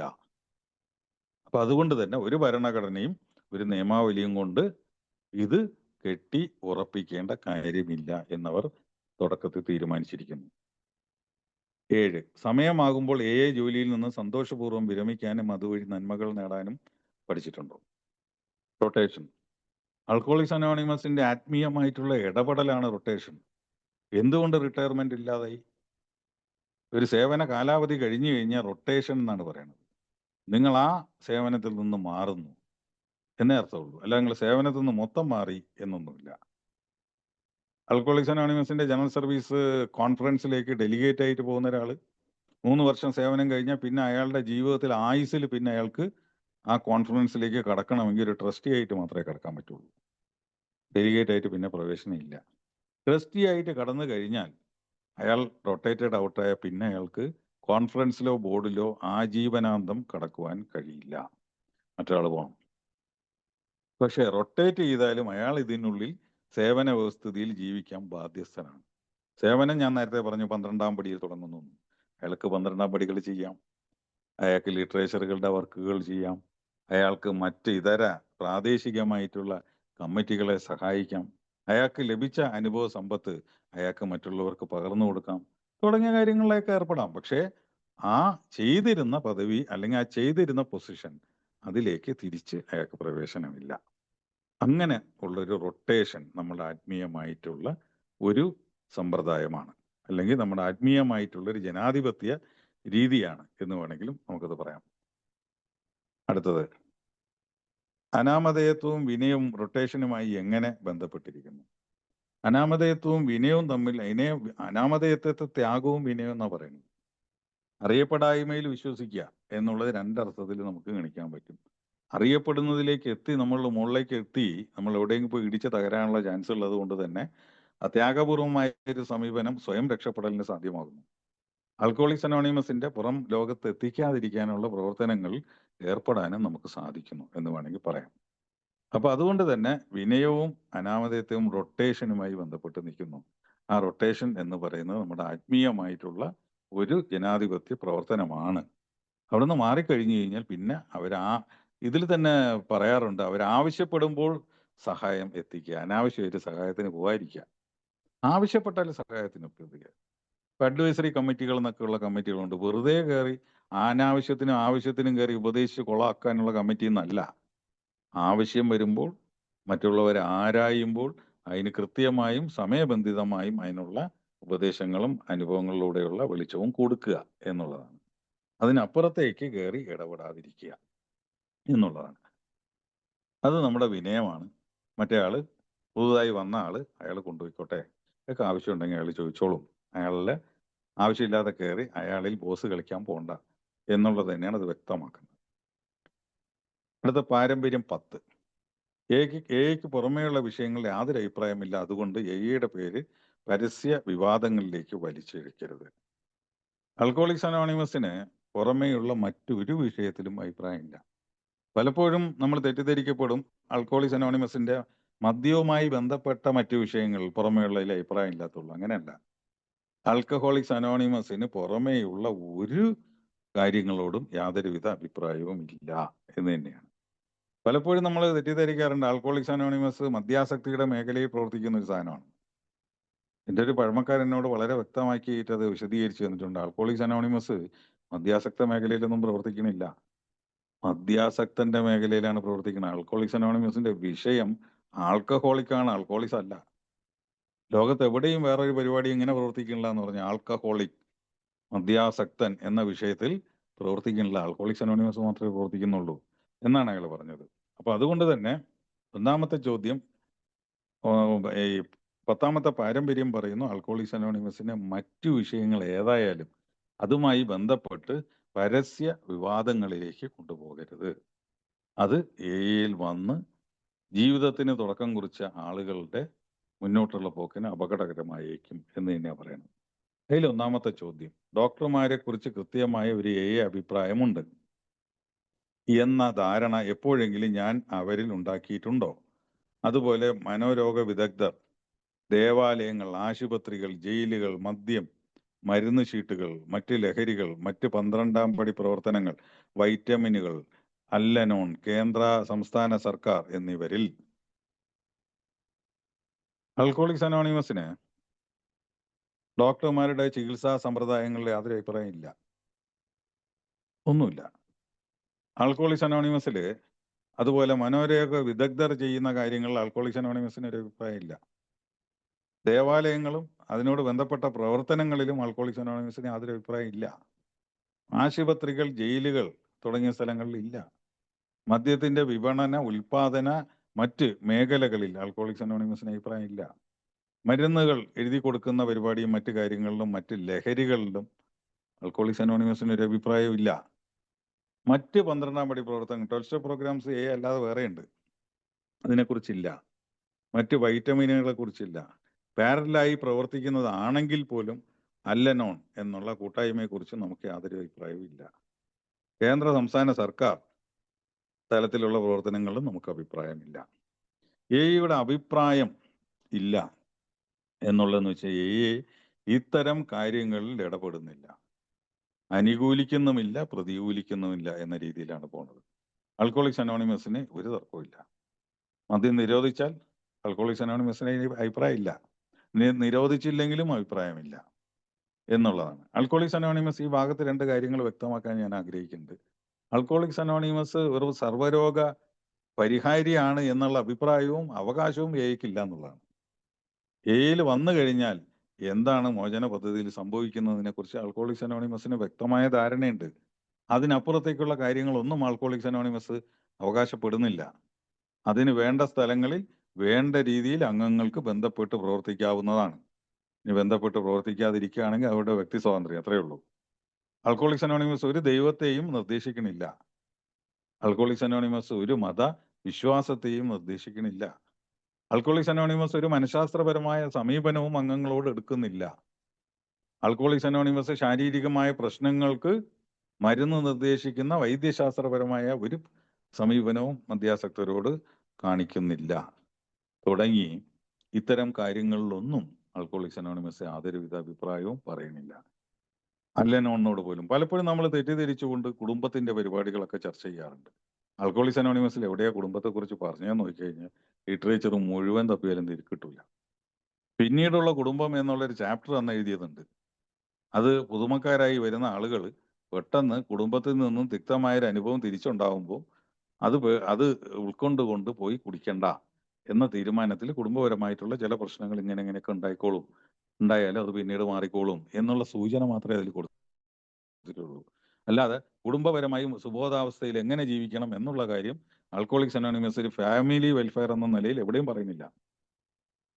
മാത്രമല്ല അങ്ങനത്തെ ഒരു പേരുള്ള ഒരു പരിപാടിയും ആൽക്കഹോളിക്സ് അനോണിമസ് നടത്തുന്നില്ല. കാരണം അല്ലനോൺ ഫാമിലി ഗ്രൂപ്പ്സ് എന്നാണ് അതിന്റെ ഫുൾ പേര്. AFG എന്നാണ് അവരുടെ പേര്. അവർ നോൺ ആൽക്കഹോളിക്സ് ആണ്. മദ്യാസക്തി മൂലം നേരിട്ടല്ലാത്ത രീതിയിൽ ബുദ്ധിമുട്ടുന്നവരാണ്. അവരവരുടെ റിക്കവറിക്ക് വേണ്ടിയിട്ടുള്ള 12 സ്റ്റെപ്പ് പ്രോഗ്രാമാണത്. അപ്പൊ അതിലേക്ക് പോയിക്കോളും. ആൽക്കഹോളിക്സ് അനോണിമസ് ഇതിന് അഭിപ്രായമില്ല. ചുരുക്കി പറഞ്ഞു കഴിഞ്ഞാൽ ആൽക്കഹോളിക്സ് അനോണിമസ് നിർദ്ദേശിക്കുന്ന വിഷയങ്ങളിലല്ലാതെ വേറെ ഒരു വിഷയത്തിനും പുറത്തേക്ക് അഭിപ്രായങ്ങളില്ല. 2, അഭിപ്രായം ഞാൻ പറയുന്നു എന്ന ധാരണ ഉളവാക്കാതെ ഇവരിൽ ആരെങ്കിലുമായുള്ള എൻ്റെ അനുഭവം സത്യസന്ധമായി പങ്കുവയ്ക്കാമോ എന്നുള്ളതാണ്. ഈ ആൽക്കഹോളിക്സ് അനോണിമസിന്റെ അഭിപ്രായം ഞാൻ നേരത്തെ സൂചിപ്പിച്ച സാധനമാണ്. ഞാൻ പറയുന്നു എന്ന ധാരണ ഉളവാക്കേണ്ട ഒന്നല്ല. ആൽക്കഹോളിക്സ് അനോണിമസിന്റെ അഭിപ്രായം എന്നുള്ളത് ഞാൻ ധരിക്കുന്നത് എൻ്റെ ധാരണയിലുള്ള ഒരു കാര്യമാണ്. അല്ലാതെ അത് ആൽക്കഹോളിക്സ് അനോണിമസ് 100% പൂർണ്ണമായും അതാണോ ഉദ്ദേശിക്കുന്നതെന്ന് എനിക്ക് ഉറപ്പിച്ചു പറയാൻ കഴിയില്ല. അപ്പൊ അങ്ങനെയുള്ളപ്പോൾ ആൽക്കഹോളിക്സ് അനോണിമസിന്റെ പ്രാഥമികമായിട്ടുള്ള കാര്യങ്ങൾ മറ്റൊരാൾക്ക് ആവശ്യമാണെങ്കിൽ അയാൾ അന്വേഷിക്കുന്നുവെങ്കിൽ, അല്ലെങ്കിൽ ഒരു പബ്ലിക് ഇൻഫർമേഷന്റെ ഭാഗമായി പറഞ്ഞ് മനസ്സിലാക്കാൻ ശ്രമിക്കുന്നതിനപ്പുറം ആൽക്കഹോളിക്സ് അനോണിമസിന്റെ ഒരു വക്താവായി ഒരു കാര്യങ്ങളിലും അഭിപ്രായം പറയാൻ ഞാൻ ഇടപെടുന്നില്ല എന്നാണ് അതിന്റെ കാര്യം. അപ്പൊ അത് സത്യസന്ധമായിട്ട് പങ്കുവയ്ക്കുന്നുണ്ടോ എന്ന് ചോദിച്ചു കഴിഞ്ഞാൽ കൃത്യമായി പറയാൻ പറ്റുന്ന ഒരു കാര്യം അത് എൻ്റെ അനുഭവമാണ്. അത് ആൽക്കഹോളിക്സ് അനോണിമസിന്റെ ഒരു അഭിപ്രായം ആവണം എന്നില്ല എന്ന് തന്നെയാണ് അതിൻ്റെ ഏറ്റവും വലിയൊരു കാര്യം. അതുകൊണ്ട് തന്നെ AA അംഗം എന്ന നിലയിൽ ഞാൻ ആൽക്കഹോളിക്സ് അനോണിമസിനെ നിർവചിച്ച് പൊതുവേദികളിലോ മറ്റൊരാളുമായോ ചർച്ചകളിൽ ഏർപ്പെടാനോ തർക്കത്തിൽ ഏർപ്പെടാനോ വാദപ്രതിവാദങ്ങളിൽ ജയിക്കാനോ ശ്രമിക്കാൻ പാടുള്ളതല്ല. കാരണം അത് നമുക്ക് നിർദ്ദേശിക്കപ്പെട്ടിട്ടുള്ള ഒരു സംഗതി അല്ല. മൂന്നാമത്തെ ചോദ്യം, AA ചരിത്രത്തിൽ നമ്മുടെ 10ാം പാരമ്പര്യത്തിന്റെ ഉത്ഭവത്തിന് വഴിതെളിച്ചത് എന്താണ് എന്നുള്ള ചോദ്യമാണ്. ആൽക്കഹോളിക്സ് അനോണിമസിന്റെ മൊത്തം ഇതിനായിട്ട് പറയുന്നില്ല, മൊത്തത്തിൽ പറയാൻ സമയക്കുറവുണ്ട് നമുക്ക്. ആൽക്കഹോളിക്സ് അനോണിമസ് പാരമ്പര്യങ്ങൾ 11 വർഷങ്ങൾ കൊണ്ടുണ്ടായതാണെന്ന് ഞാൻ പറഞ്ഞു. പിന്നെയും കുറെ സമയം എടുത്തു. കാരണം അനുഭവത്തിന്റെ തീച്ചുളകളിൽ ശരിക്കും പറഞ്ഞു കഴിഞ്ഞാൽ ഉരുക്കിയെടുത്ത ശുദ്ധമായ സാധനമാണ് പാരമ്പര്യങ്ങൾ. ഏറ്റവും കൂടുതൽ പാരമ്പര്യങ്ങൾ ലംഘിച്ചത് നമ്മളെ പഴമക്കാർ തന്നെയാണ്. ഒരുപക്ഷെ ഏറ്റവും വലിയ ഏറ്റവും കൂടുതൽ അനോണിമിറ്റി ബ്രേക്കുകൾ നടത്തിയ വിൽസൺ ആയിരിക്കും. അങ്ങനെ പരിശോധിച്ച് കഴിഞ്ഞാൽ അതിൽ നിന്നുള്ള തിക്തമായ അനുഭവങ്ങൾ കൊണ്ട് കാച്ചി കുറുക്കിയെടുത്തതാണ് ഈ പാരമ്പര്യം.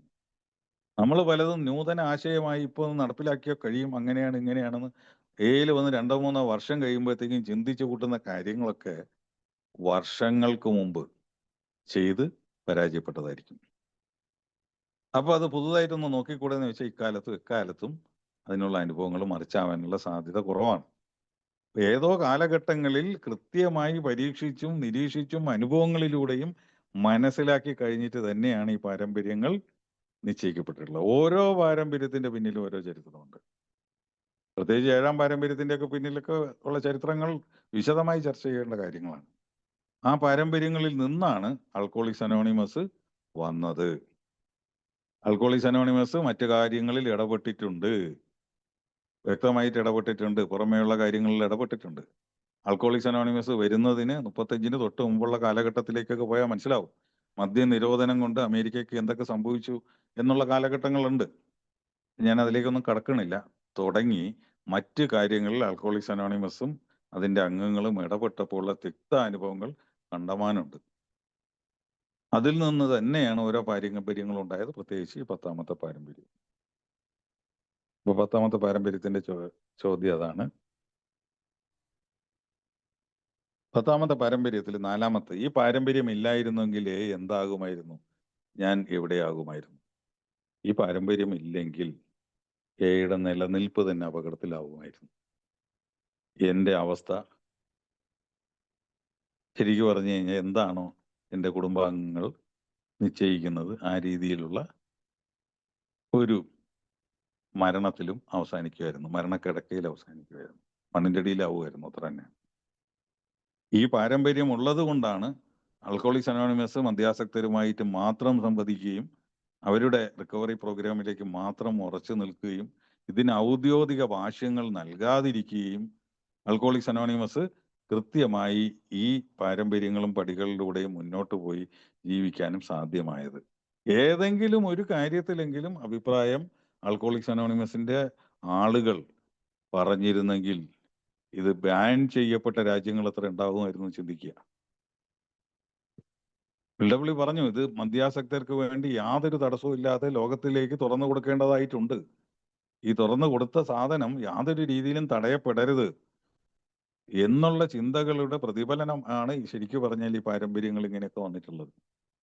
ഇല്ലെങ്കിൽ നമ്മൾ അനാവശ്യമായിട്ട് ഇടപെടും, പല കാര്യങ്ങളിലും ഇടപെടും, പുറത്തുള്ള പല കാര്യത്തിലും ഇടപെടും, എയുടെ പേരിൽ അഭിപ്രായം പറയും.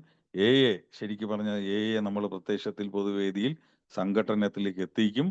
ശരിക്കും പറഞ്ഞു കഴിഞ്ഞാൽ നിയമപരമായ കുരുക്കുകളും അതിൻ്റെ അപ്പുറത്തേക്കും നീങ്ങും എന്ന് വേണമെങ്കിലും പറയാം.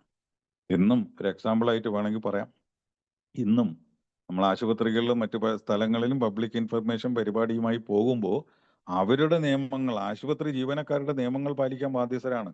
അല്ലാതെ ആൽക്കഹോളിക്സ് അനോണിമസിന്റെ പാരമ്പര്യങ്ങൾ നിങ്ങൾ പാലിക്കണമെന്ന് ആശുപത്രി അധികൃതരോട് വാശി പിടിക്കാതിരിക്കുക.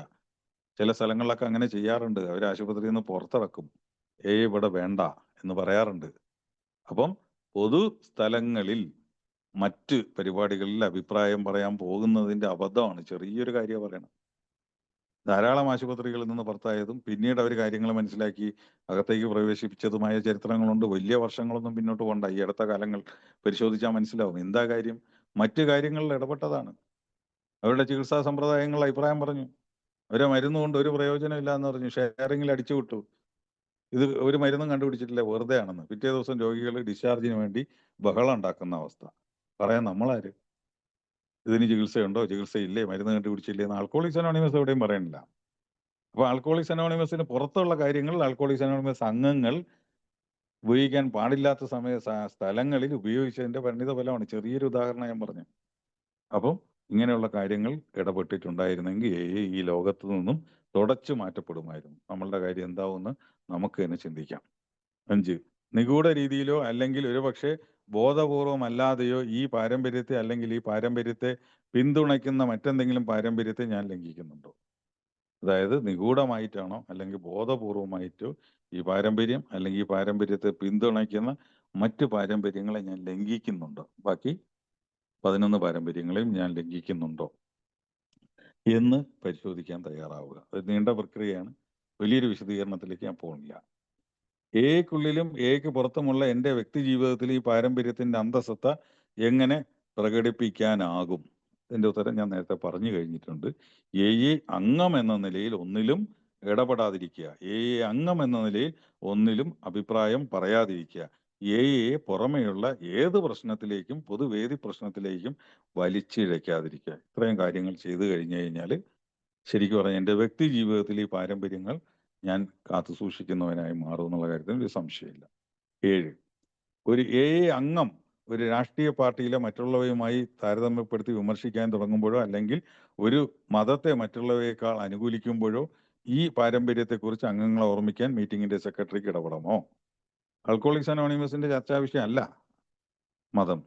ആൽക്കോളിക്സ് അനോണിമസിന്റെ ചർച്ചാ വിഷയമല്ല ശരിക്കും പറഞ്ഞ രാഷ്ട്രീയം. അതൊക്കെ എക്ക് പുറത്തുള്ളതാണ്. ഞാൻ നേരത്തെ പറഞ്ഞു എയുടെ ചർച്ചാ വിഷയം അത്യാസക്തനും അവന്റെ റിക്കവറിയും മാത്രമാണ്. വ്യക്തിക്ക് രാഷ്ട്രീയമാവാം, വ്യക്തിക്ക് മതങ്ങളാവാം, വ്യക്തിക്ക് ദൈവങ്ങളാവാം, ഏത് ബന്ധവുമാവാം. പക്ഷെ അത് ഒരു അംഗം എന്ന നിലയിൽ പാടില്ല എന്ന് തന്നെ പറയുന്നുള്ളൂ. ആൽക്കഹോളിക്സ് അനോണിമസ് എന്ന നിലയിൽ പാടില്ല. ആൽക്കഹോളിക്സ് അനോണിമസ് എന്ന നിലയിൽ ഒരു ഗ്രൂപ്പായോ മറ്റ് വിവിധ സേവന കേന്ദ്രങ്ങളായോ ഇത്തരം കാര്യങ്ങളിൽ ബന്ധപ്പെടരുത്.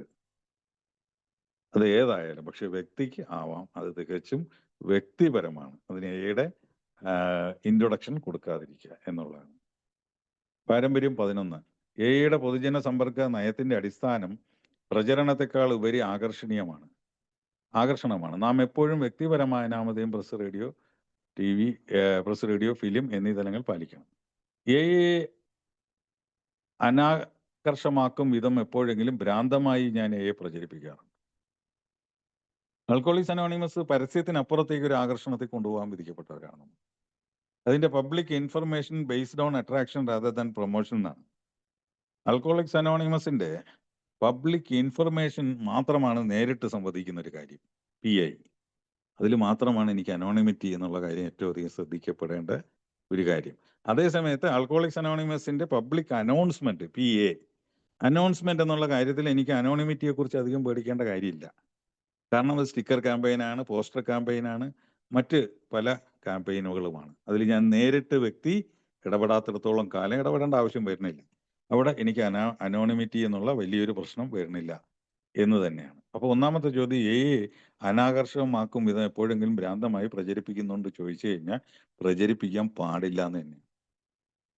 എനിക്ക് എൻ്റെ തോന്നിയ രീതിയിൽ പ്രചരിപ്പിക്കാൻ പാടില്ല. ആൽക്കോളിക്സ് അനോണിമസിന്റെ പബ്ലിക് ഇൻഫർമേഷൻ വർക്ക് ബുക്കിൽ വരെ എങ്ങനെ എന്ത് എന്നുള്ള രീതിയിലേക്ക് കൃത്യമായ മാർഗനിർദ്ദേശം തന്നിട്ടുണ്ട്. വായിച്ചു നോക്കിയാൽ മനസ്സിലാവും. ഈവൻ ഞാൻ ചെറിയ കാര്യം പറയാം, ഞാൻ സമയപരിധി കൊണ്ടാണ് ചാടി പോകുന്നത്. മുമ്പ് ആൽക്കോളിക്സ് അനോണിമസിന്റെ do you have a drinking problem, perhaps alcoholics anonymous can help you, for free help call എന്ന് പറഞ്ഞ നമ്പർ.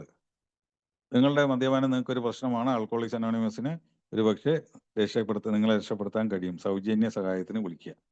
ആരോ റിലാപ്സ് ആയ ഒരാൾ, സ്ഥലം ഞാൻ പറയണില്ല, പേരും പറയണില്ല, ഈ കേരളത്തിന് പുറത്ത് ഇതേപോലെയുള്ള ഹെൽപ്പ് ലൈൻ നമ്പർ ഉപയോഗിച്ച് പണം വാങ്ങി, പലരിൽ നിന്നും വാങ്ങി, കേസും ബുക്കിലും ഒക്കെ ആയി, പുറത്താണ്.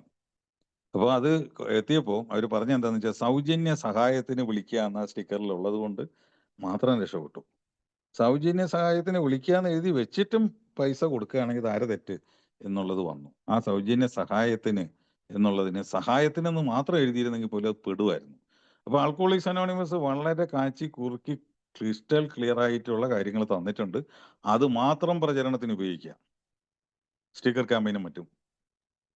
ഏതോ ഒരു മദ്യ കമ്പനിയിലെ മദ്യക്കുപ്പിയിലെ ഫോട്ടോ വെച്ച് ഒരു ഗുണന ചിഹ്നം ഇട്ടിട്ട് നോർത്ത് ഇന്ത്യയിൽ എയുടെ പോസ്റ്റർ അച്ചടിച്ചതിനെതിരെ ഇന്ത്യയിലെ ഏറ്റവും വലിയ വിദേശ മദ്യ കമ്പനി 2 കോടിക്കാണ് GSO ഇന്ത്യക്കെതിരെ, എൻ്റെ ഓർമ്മ ശരിയാണെങ്കിൽ 2013 കേസ് ഫയൽ ചെയ്തു.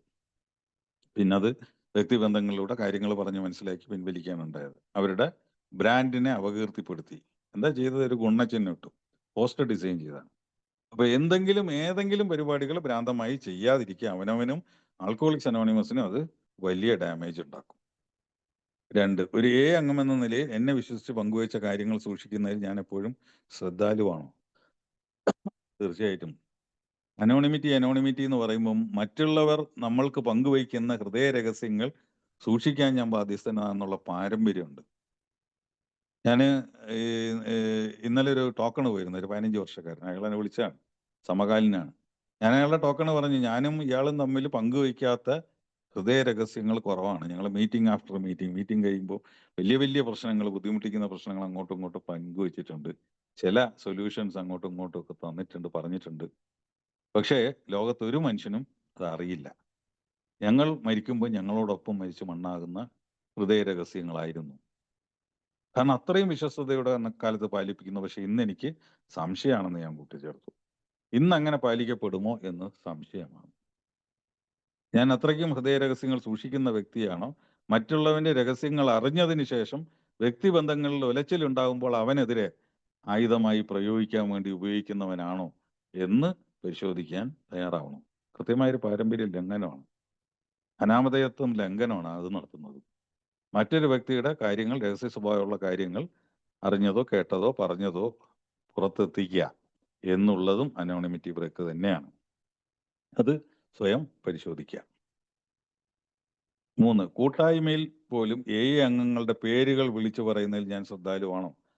കൂട്ടായ്മയ്ക്ക് അകത്താണെങ്കിൽ പോലും ഉദാഹരണം പറയണം, ഒരു പുതുമക്കാരൻ കടന്നു വരുമ്പോൾ അയാളൊരു എഞ്ചിനീയർ ആണെങ്കിൽ 4 എഞ്ചിനീയർമാരുണ്ട്, ഇന്ന ആൾക്കാരാണ് എന്ന് പറയുന്നത് ഒരു പക്ഷേ അയാൾ കടന്നു വരാതിരിക്കാൻ സാധ്യതയുണ്ട്.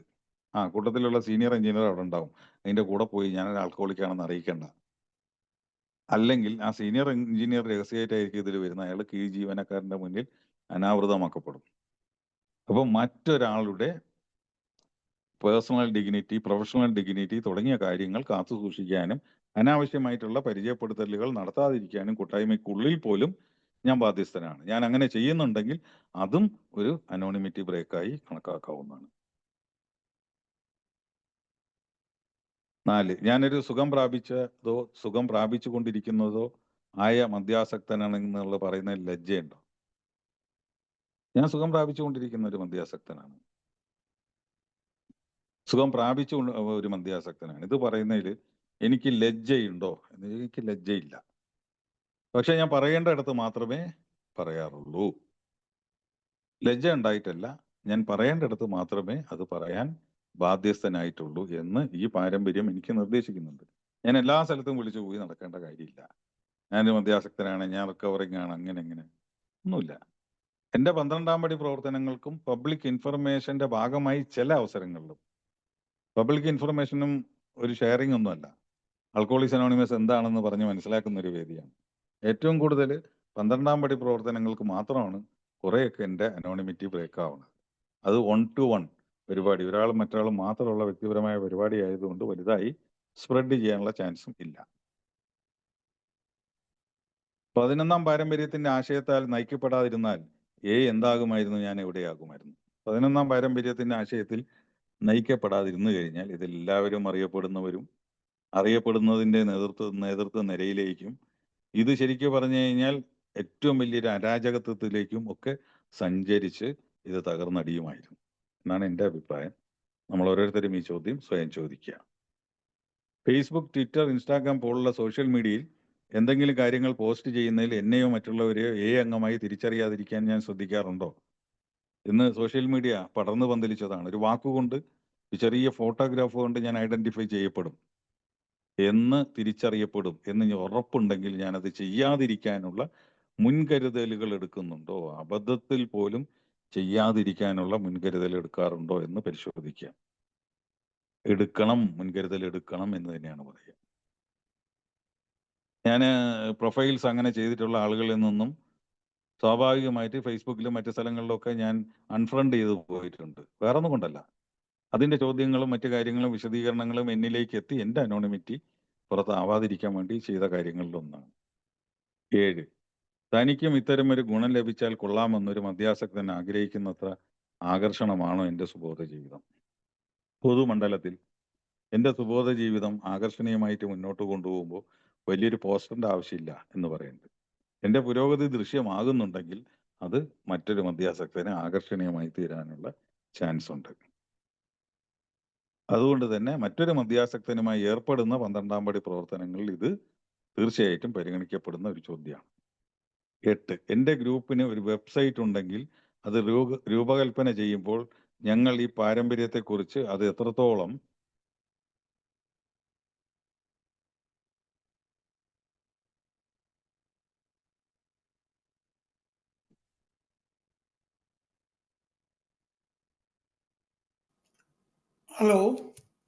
ഹലോ ഞാനത് വായിച്ചു. അല്ല, അത് വായിച്ചപ്പോ അതിന്റെ താഴെയുള്ള കണ്ടില്ല, അത് എവിടെ പോയി നോക്കിയാ. എന്റെ ഗ്രൂപ്പിന് ഒരു വെബ്സൈറ്റ് ഉണ്ടെങ്കിൽ അത് രൂപകൽപ്പന ചെയ്തതിന്റെ ബാക്കി കട്ടായി പോയി. അതുകൊണ്ടാ. കയ്യിലുണ്ടോ അത്?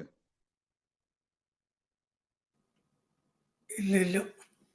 ആ, അപ്പൊ അതല്ല, അതില് ഒരു വെബ്സൈറ്റോ മറ്റു കാര്യങ്ങളോ രൂപകൽപ്പന ചെയ്യുമ്പോൾ എന്റെ ഓർമ്മയെന്ന് പറയാണ്, തീർച്ചയായിട്ടും അത് പരസ്യ രൂപത്തിൽ അല്ലെങ്കിൽ പ്രചരണ രൂപത്തിൽ ആയിരിക്കരുത് എന്ന് ഈ പാരമ്പര്യം നമ്മളെ നിർദ്ദേശിക്കുന്നുണ്ട് എന്നുള്ളതാണ്.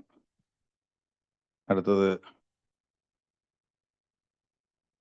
12-ാമത്തെ പാരമ്പര്യമാണ്.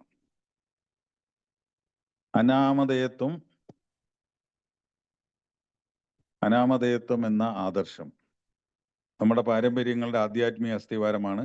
വ്യക്തികളെക്കാൾ തത്വങ്ങൾക്ക് മുൻസ്ഥാനം കൊടുക്കണമെന്ന് ഇതെപ്പോഴും നമ്മെ ഓർമ്മിപ്പിച്ചു കൊണ്ടിരിക്കുന്നു എന്നുള്ളതാണ് 12-ാമത്തെ പാരമ്പര്യം.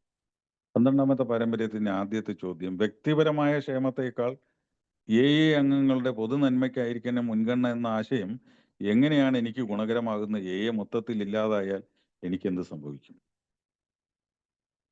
ഞാൻ താമസിക്കുന്ന വീടിനും എന്നോടൊപ്പം ജീവിക്കുന്ന എൻ്റെ കുടുംബാംഗങ്ങൾക്കും ഞാൻ പ്രാമുഖ്യം കൊടുക്കുകയും അവരുടെ ക്ഷേമത്തിന് വേണ്ടി പ്രവർത്തിക്കുകയും ചെയ്യാതിരുന്നു കഴിഞ്ഞാൽ എൻ്റെ വീട് തകരുമ്പോൾ ആ തകർച്ചയ്ക്കുള്ളിൽ ഞാനുണ്ടാവും തകർന്ന്.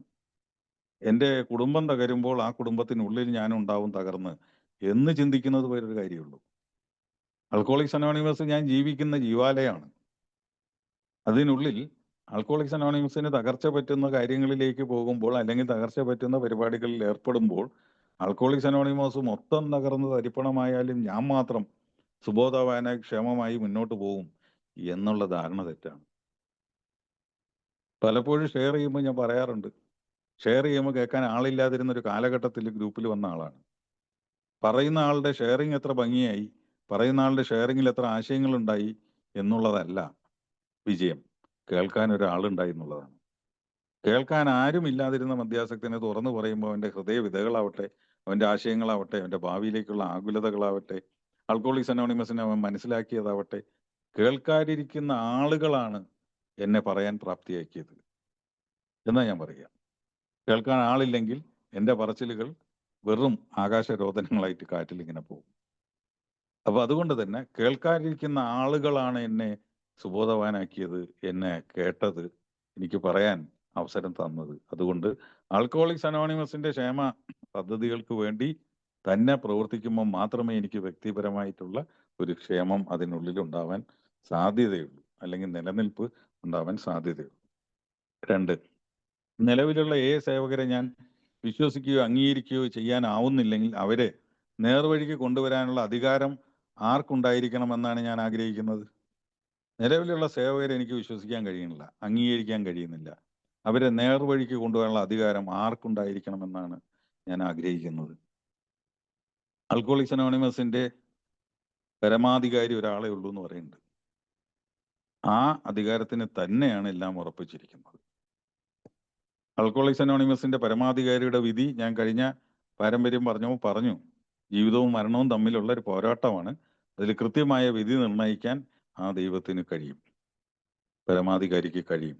അല്ലാതെ എനിക്ക് എന്നെ തന്നെ നിയന്ത്രിക്കാൻ കഴിയുന്നില്ല, എന്നെ തന്നെ എനിക്ക് നേരെയാക്കാൻ കഴിയുന്നില്ല, എന്നെ തന്നെ എനിക്ക് നിലയ്ക്ക് നിർത്താൻ കഴിയുന്നില്ല. ഞാൻ മറ്റൊരാളെ നിലയ്ക്ക് നിർത്തുന്ന, നിയന്ത്രിക്കുന്ന, അല്ലെങ്കിൽ അയാളെ നിർദ്ദേശിക്കുന്ന വഴികളിലൂടെ സഞ്ചരിക്കാൻ പ്രാപ്തനാക്കുന്ന ഒരു പ്രവൃത്തിയിൽ ഏർപ്പെട്ട് വിജയിക്കാൻ കഴിയും എന്ന് ചിന്തിക്കുകയാണെങ്കിൽ തെറ്റി. അത് ആൽക്കഹോളിക്സ് അനോണിമസിനകത്ത് പ്രത്യേകിച്ച് സാധ്യമല്ല.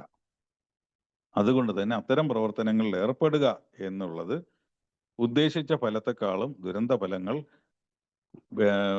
ഫലങ്ങൾ ലഭിക്കാൻ ഇടവരുത്തും എന്നുള്ളതാണ് അതിൻ്റെ ഞാൻ മനസ്സിലാക്കുന്ന ഒരു കാര്യം.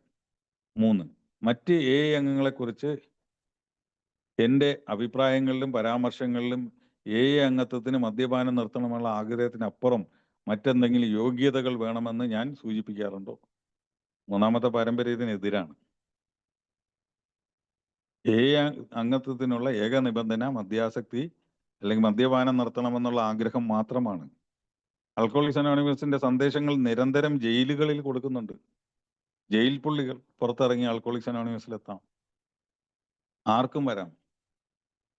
ആൽക്കഹോളിക്സ് അനോണിമസിൽ സമൂഹം നികൃഷ്ട വ്യക്തികളായി കാണുന്ന ആളുകൾക്ക് ആൽക്കഹോളിക്സ് അനോണിമസിനകത്ത് വരാം. ആൽക്കഹോളിക്സ് അനോണിമസ് ദുർഗുണ പരിഹാര പാഠശാലയല്ല. ആൽക്കഹോളിക്സ് അനോണിമസ് മദ്യാസക്തിയിൽ നിന്ന് മാറ്റി നിർത്തി മദ്യാസക്തനെ ജീവിതത്തിലേക്ക് കൊണ്ടുവരാൻ സഹായിക്കുന്ന ഒരു പദ്ധതി മാത്രമാണ്.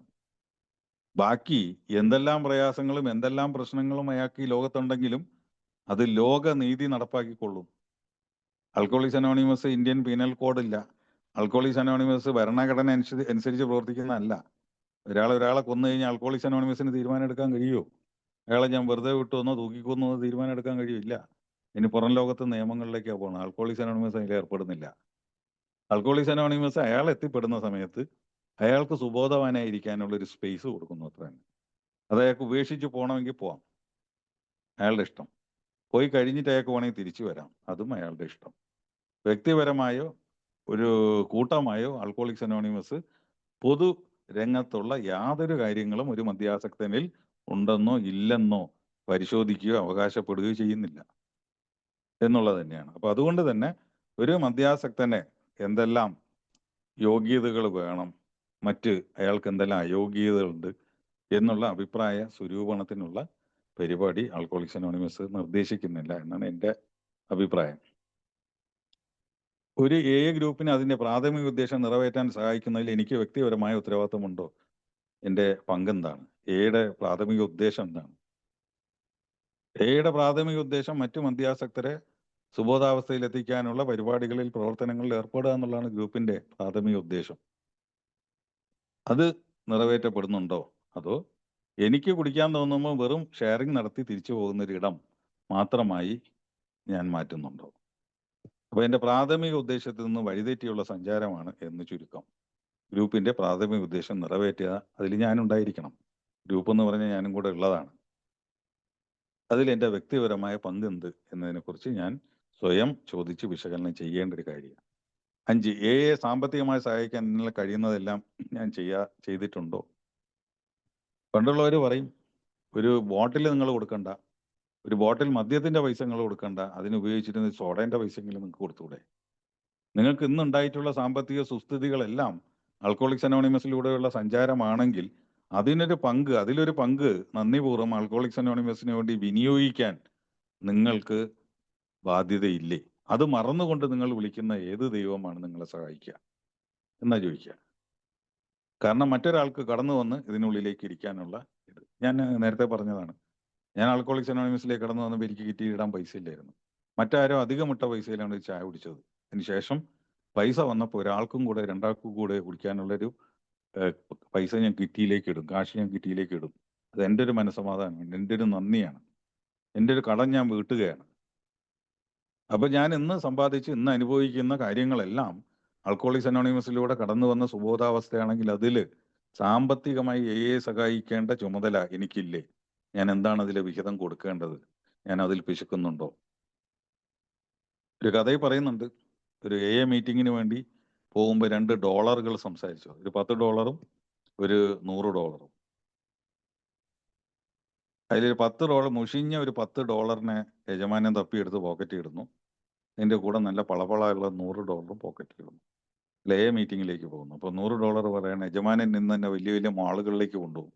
കുറെ അടിപൊളി സാധനങ്ങളൊക്കെ വാങ്ങാൻ എന്നെ ഉപയോഗിക്കും. അതിനാണ് എന്നെ എടുത്തിട്ടിരിക്കുന്നത്. ഈ കീറി പറഞ്ഞ $10 ചോദിക്കും, നിന്നെ എവിടേക്ക് കൊണ്ടുപോകണം? എന്ന യജമാനൻ മീറ്റിംഗിലേക്ക് പോകുന്നുണ്ട്, അതിൽ കിറ്റിയിലിടാൻ വേണ്ടി എന്നെ തെരഞ്ഞെടുത്ത് കൊണ്ടുപോകണമാണ് എന്ന് $10 $100 മറുപടി പറഞ്ഞു എന്നൊരു കഥയുണ്ട്. സാങ്കല്പിക കഥയാണ്. ഇതല്ലേ നമ്മൾ ചെയ്യുന്നത്? അത് പലപ്പോഴും കിറ്റിയിൽ നിന്ന് പണം എണ്ണുന്ന സെക്രട്ടറിക്കൊക്കെ ചിലപ്പോൾ തോന്നാറുണ്ട്. സ്വയം പരിശോധിക്കാവുന്നതാണ്. അടുത്തത്, എന്റെ അംഗത്വം രഹസ്യമാക്കി വെക്കണമോ അതോ മറ്റൊരു മദ്യാസക്തനെ അതിലൂടെ എന്നെയും സഹായിച്ചേക്കാവുന്ന സ്വകാര്യ സംഭാഷണങ്ങൾ വെളിപ്പെടുത്തണോ? ഒരു അംഗം എന്ന എന്റെ മുദ്ര മറ്റു മദ്യാസക്തത്തിൽ അത് എനിക്കും വേണമെന്ന് തോന്നിപ്പിക്കുമെന്നോ ആകർഷണീയമാണോ? ആൽക്കഹോളിക്സ് അനോണിമസിന്റെ 12-ാം പടി പ്രവർത്തനങ്ങളിലാണ് ഏറ്റവും കൂടുതൽ എന്റെ അംഗത്വം രഹസ്യമാക്കി വെക്കാതിരിക്കേണ്ടത്. ആൽക്കഹോളിക്സ് അനോണിമസിന്റെ അനാമധേയത്വം എന്നുള്ളത് അനോണിമിറ്റി ഡസൻ മീൻ ഇൻവിസിബിലിറ്റി എന്ന് പറയും. ഞാൻ അപ്രത്യക്ഷമായി പോണ ആളല്ല, അനാമധേയത്വം മാത്രമേ ഉള്ളൂ. ഞാൻ ജീവിച്ച എൻ്റെ കുടുംബാന്തരീക്ഷങ്ങൾ, ഞാൻ കുടിച്ചു നടന്ന കാര്യങ്ങളിൽ, എൻ്റെ സുഹൃത്തുക്കൾ അടങ്ങുന്ന സമൂഹ വലയങ്ങളിലൊക്കെ അവർക്കറിയാം. ഞാൻ കൂടി നിർത്തിയിട്ടുണ്ട്, ഞാൻ ആൽക്കഹോളിക്സ് അനോണിമസിന്റെ മീറ്റിങ്ങിൽ പോകുന്നുണ്ട്, തുടങ്ങിയ കാര്യങ്ങൾ അറിയാം. അത് മറ്റു മദ്യാസക്തരിൽ ആകർഷണീയമാകണമെങ്കിൽ എനിക്കുണ്ടാകുന്ന പുരോഗതി ദൃശ്യമായിരിക്കണം. സാമ്പത്തികമായി, സാമൂഹികമായി, ശാരീരികമായി, മാനസികമായി തലങ്ങളിൽ എൻ്റെ പുരോഗതിയും എൻ്റെ മാറ്റവും ദൃശ്യപ്പെടുമ്പോൾ മാത്രമേ അത് ആകർഷണീയമായി മാറുന്നുള്ളൂ. അനാമധേയത്വം എനിക്ക് എത്ര പ്രധാനപ്പെട്ടതാണ്. വലിയൊരു നീണ്ട എക്സ്പ്ലനേഷൻ തരേണ്ടതാണ്. സമയം കുറവായതുകൊണ്ട് അവനവനോട് ചോദിക്കുക, കൃത്യമായ ഉത്തരം കിട്ടും. 8. മദ്യാസക്തി, യുടെ മോചന പദ്ധതി എന്നിവയെക്കുറിച്ച് പൊതുജനങ്ങൾക്കിടയിൽ അവബോധം വർദ്ധിച്ചുകൊണ്ടിരിക്കുമ്പോഴും അനാമധേയത്വം എന്ന തത്വം പ്രാധാന്യം അർഹിക്കുന്നത് എന്തുകൊണ്ട്?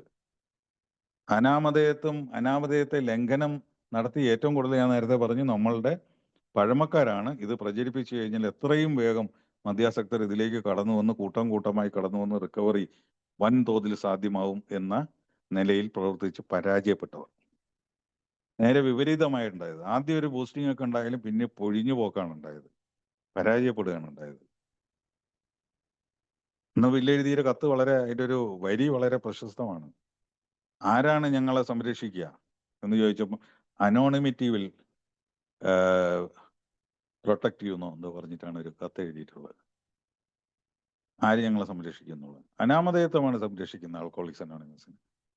ആൽക്കഹോളിക്സ് അനോണിമസിന്റെ വ്യക്തിയുടെ കാര്യങ്ങൾ പുറത്തു പോവില്ല എന്ന ധൈര്യത്തിലാണ് ആ വ്യക്തി കടന്നു വരുന്നത്, ഒരു മദ്യാസക്തൻ കടന്നു വരുന്നത്. ആ അവസ്ഥ, ആ സത്യം, ആ വിശ്വാസം അയാളെ നിലനിർത്താൻ കഴിയുന്നിടത്തോളം കാലം അയാൾ ഇതിൽ നിന്നും പുറത്തു പോകാതെ നിലനിൽക്കും എന്നുള്ള കാര്യത്തിൽ ഒരു സംശയവും ഇല്ല.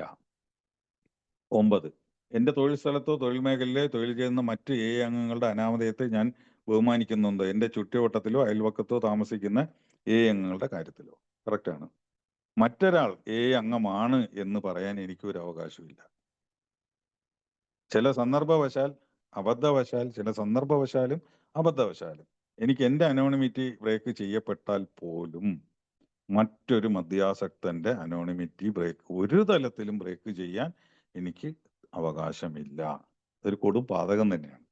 അതുകൊണ്ട് തന്നെ തൊഴിൽ മേഖലയിലാവട്ടെ, മറ്റു സ്ഥലങ്ങളിലാവട്ടെ, എവിടെയാവട്ടെ, അംഗം എന്ന നിലയിൽ അയാളെ പരിചയപ്പെടുത്തിക്കൊണ്ട് സംസാരിക്കാനോ പ്രസിദ്ധപ്പെടുത്താനോ